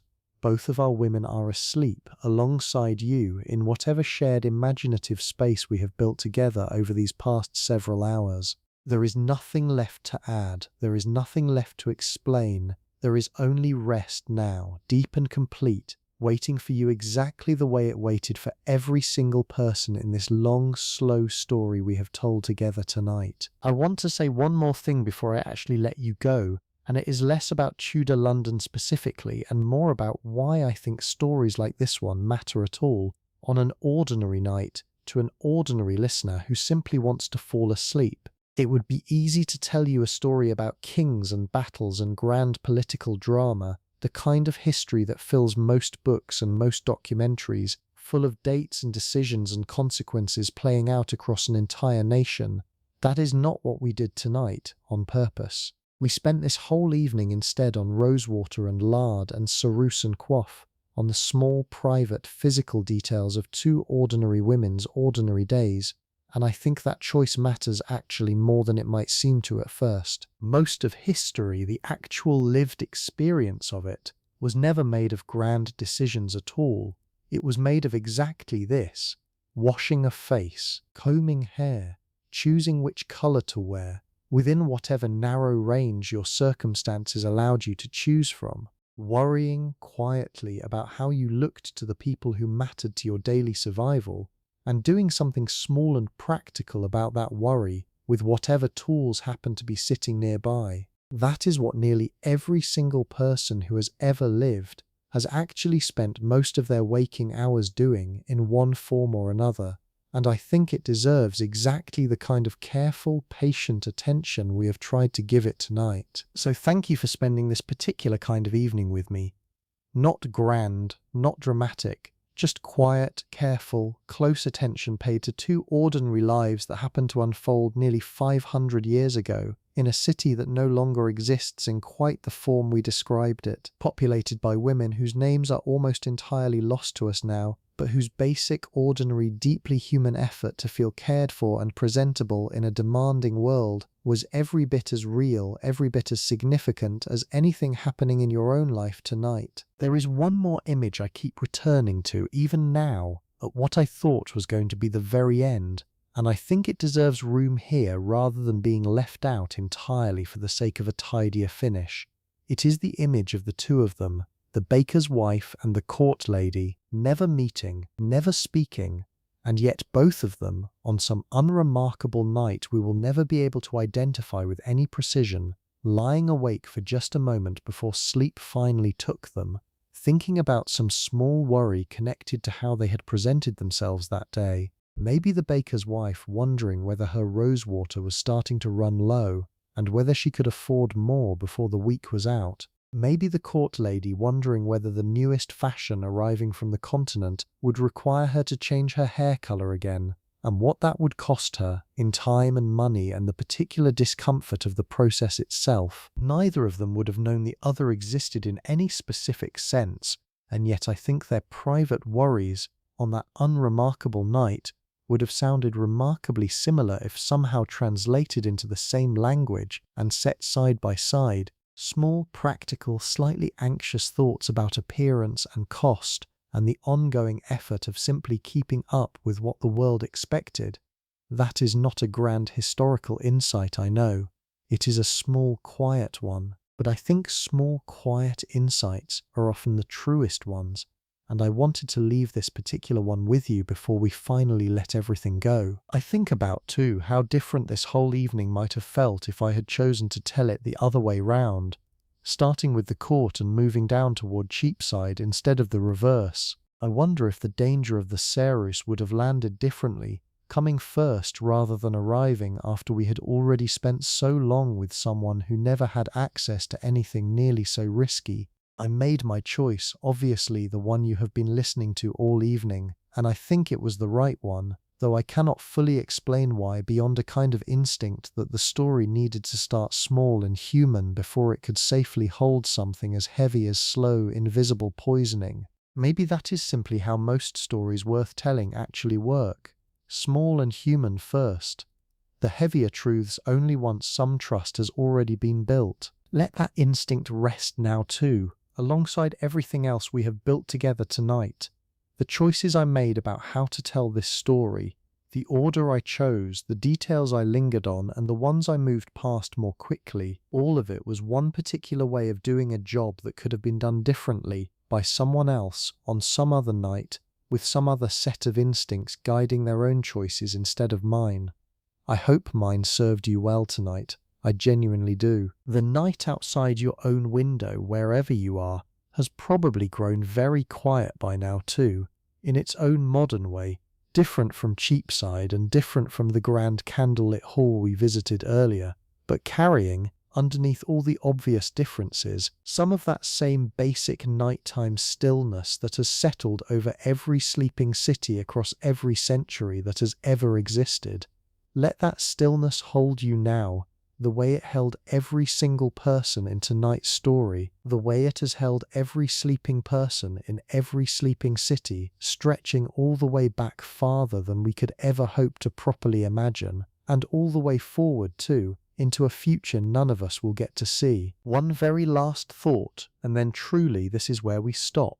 I mentioned earlier that history mostly remembers performance and mostly forgets the pause between performances, and I want to leave you with the pause itself, one final time, rather than any of the performance we spent so much of tonight describing, not the ceruse being applied, not the elaborate hair being built, not even the rosewater or the lard or the careful coif, just the pause. The moment after all of it was finished and before the next demand of the day had fully arrived, when a woman, whoever she was and wherever she stood in this whole complicated hierarchy we have spent tonight mapping, simply existed for a moment, unwatched, unperformed, entirely her own. I think everyone deserves more of those pauses than history usually grants them credit for having. I think you deserve one right now, in fact, this exact moment, however you found your way here tonight, and whatever your own day demanded of you before you finally settled in to listen. Let this be your pause, let everything else wait until morning, the way it always eventually can, the way it always eventually did for every single person in tonight's long, slow, carefully imagined story. I keep circling back tonight, and I notice that about myself, this tendency to say one more thing right when I think I have finally reached the end. Maybe that is simply what happens when a story has been lived with for as long as this one has been lived with, over these past several hours together. There is always one more small detail that seems worth including, one more angle on the same basic human truth we have been circling all evening. The truth that presentation costs something, always, in time or money or health or simple daily attention, and that women across every century we have any record of at all have paid that cost, in whatever form their own particular era demanded, usually without much choice in the matter, and usually without much credit for the effort it actually required of them. I do not know exactly what your own version of that cost looks like tonight, in whatever century and whatever city you happen to be listening from, but I suspect it exists in some form, because it seems to exist for nearly everyone, in every place, across the entire span of time we have any real knowledge of. And I hope, if nothing else survives from this long evening we have spent together, that you carry forward some small measure of gentleness toward yourself about that cost, whatever it happens to look like in your own particular life. The women we met tonight paid theirs without complaint, mostly, because it never occurred to them there was any alternative. You have more choice than they did, in most respects, and I hope you use some of that choice, starting tonight, to simply be a little kinder to yourself about the whole tiring, ongoing project of presenting yourself to a world that is not always as kind back, all right? That really is the last of it now. I have said everything I set out to say tonight, and quite a bit more besides, the way these evenings together always seem to go once I actually get started. Thank you truly for staying with me through all of it, through the ceruse and the rosewater and the pearls and the lard and every small detour in between.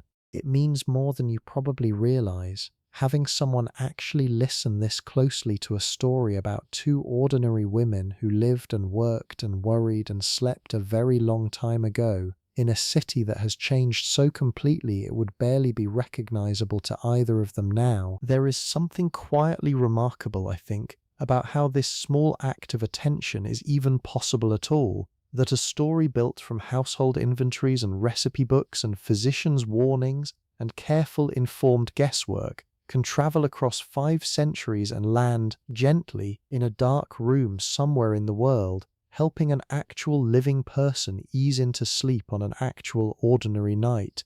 Neither the baker's wife nor the court lady could have imagined such a thing happening, obviously could not have pictured their small, private routines being described this carefully this many years later to a stranger they would never meet, for a purpose neither of them would have fully understood if you tried to explain it to them directly.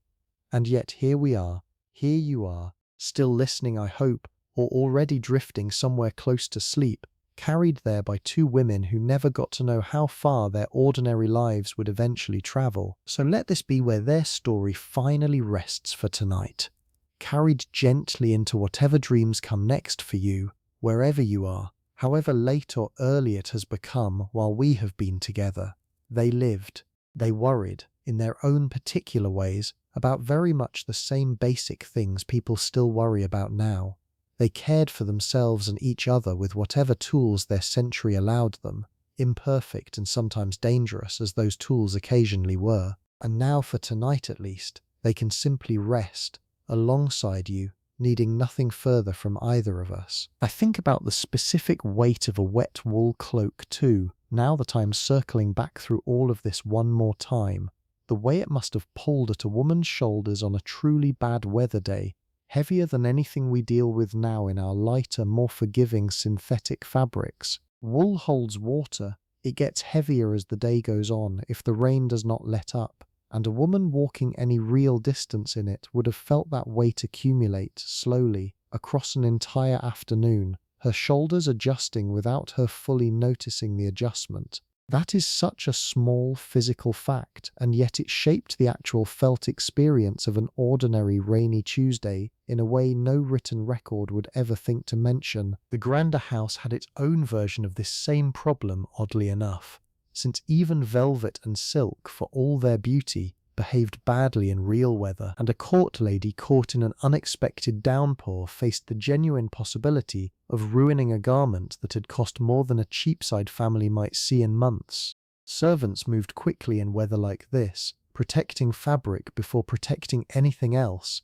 an odd inversion of priority that makes a strange kind of sense once you remember exactly what that fabric represented, and exactly how difficult it would be to replace. Both households, in their own way, lived a little bit at the mercy of the sky above them, and I find something almost comforting in that shared vulnerability. Small as it is, money bought better shelter, better cloaks, better means of staying dry. It did not buy immunity from weather itself, which fell, as weather generally does, without much regard for who could afford to be inconvenienced by it and who genuinely could not. I want to mention one small final texture before we truly settle into the close. The specific sound of rain against a thatched roof differs quite noticeably from rain against tile, and both differ again from rain against the leaded glass windows a wealthier household might have installed by this point in the century. A person lying awake for even a moment in either house would have known instantly and without needing to look outside roughly what kind of building sheltered them, simply from the particular percussion of the weather overhead. Small, specific, entirely forgettable to anyone who never had to lie awake and listen to it, and yet in its own way one more quiet thread connecting every sleeping person in this whole story to the actual physical textured reality of the world they lived inside. And that, I think, really is everything I wanted to leave you with tonight. Rain on thatch, rain on tile, rain on glass, expensive and rare and only recently common enough to change how a household actually experienced a storm passing overhead. Small sounds carrying an entire social world inside them, the way so much of what we discussed tonight turned out to carry far more inside it than its size or its simplicity would ever suggest at first glance. So let the rain do what rain has always done in this story, falling equally on every roof, asking nothing of anyone, indifferent to silk or wool or thatch or tile, indifferent to pearls or plain linen, indifferent to every careful hierarchy we spent this whole evening walking through together. Let it fall now too, wherever you are, real or simply imagined for these last few minutes, one final quiet sound to carry you the rest of the way down. Rest now, truly. There is nothing left to build, Nothing left to explain, nothing left waiting for you tonight except sleep itself, arriving the way it always eventually does, gently, without announcement, exactly when you finally stop reaching for it. And so, at last, quietly, gently, without any further ceremony at all, we let the story close, the way every good evening eventually closes, the way every long day eventually gives way to rest, the way this one will too. For you, right now, in whatever room you are lying in as these final words settle into the quiet around you. Good night, truly, and thank you again for spending these long, slow hours here with me tonight, inside a city that no longer exists, alongside two women who never knew each other, both of them finally completely at rest. Sleep well wherever you are tonight, and in whatever quiet corner of the world this story happened to find you in. That is where I will leave you tonight, with the sound of rain and the sound of breathing and the sound of a whole vanished city finally settling into rest all around you. And somewhere underneath all of that, quietly, a question that never really goes away in any century. What does it cost exactly to be looked at kindly? I do not have a tidy answer to that, and I am not sure one exists. But I think it is worth carrying the question with you anyway, gently, the way you might carry any small unfinished thing into sleep, trusting that it will still be there, waiting patiently whenever you next have the room to think about it properly. Sleep well. Let the whole of Tudor London finally go quiet around you, the way it always eventually did, even in a city that never quite fully stopped moving. Let both of these women rest now, alongside you, in whatever peaceful corner of your mind they have come to occupy tonight. And let yourself rest too, completely, gently, without reservation, exactly the way every single person in this story, painted or plain, wealthy or poor, needed to rest at the end of every one of their own long, ordinary, entirely human days. Good night.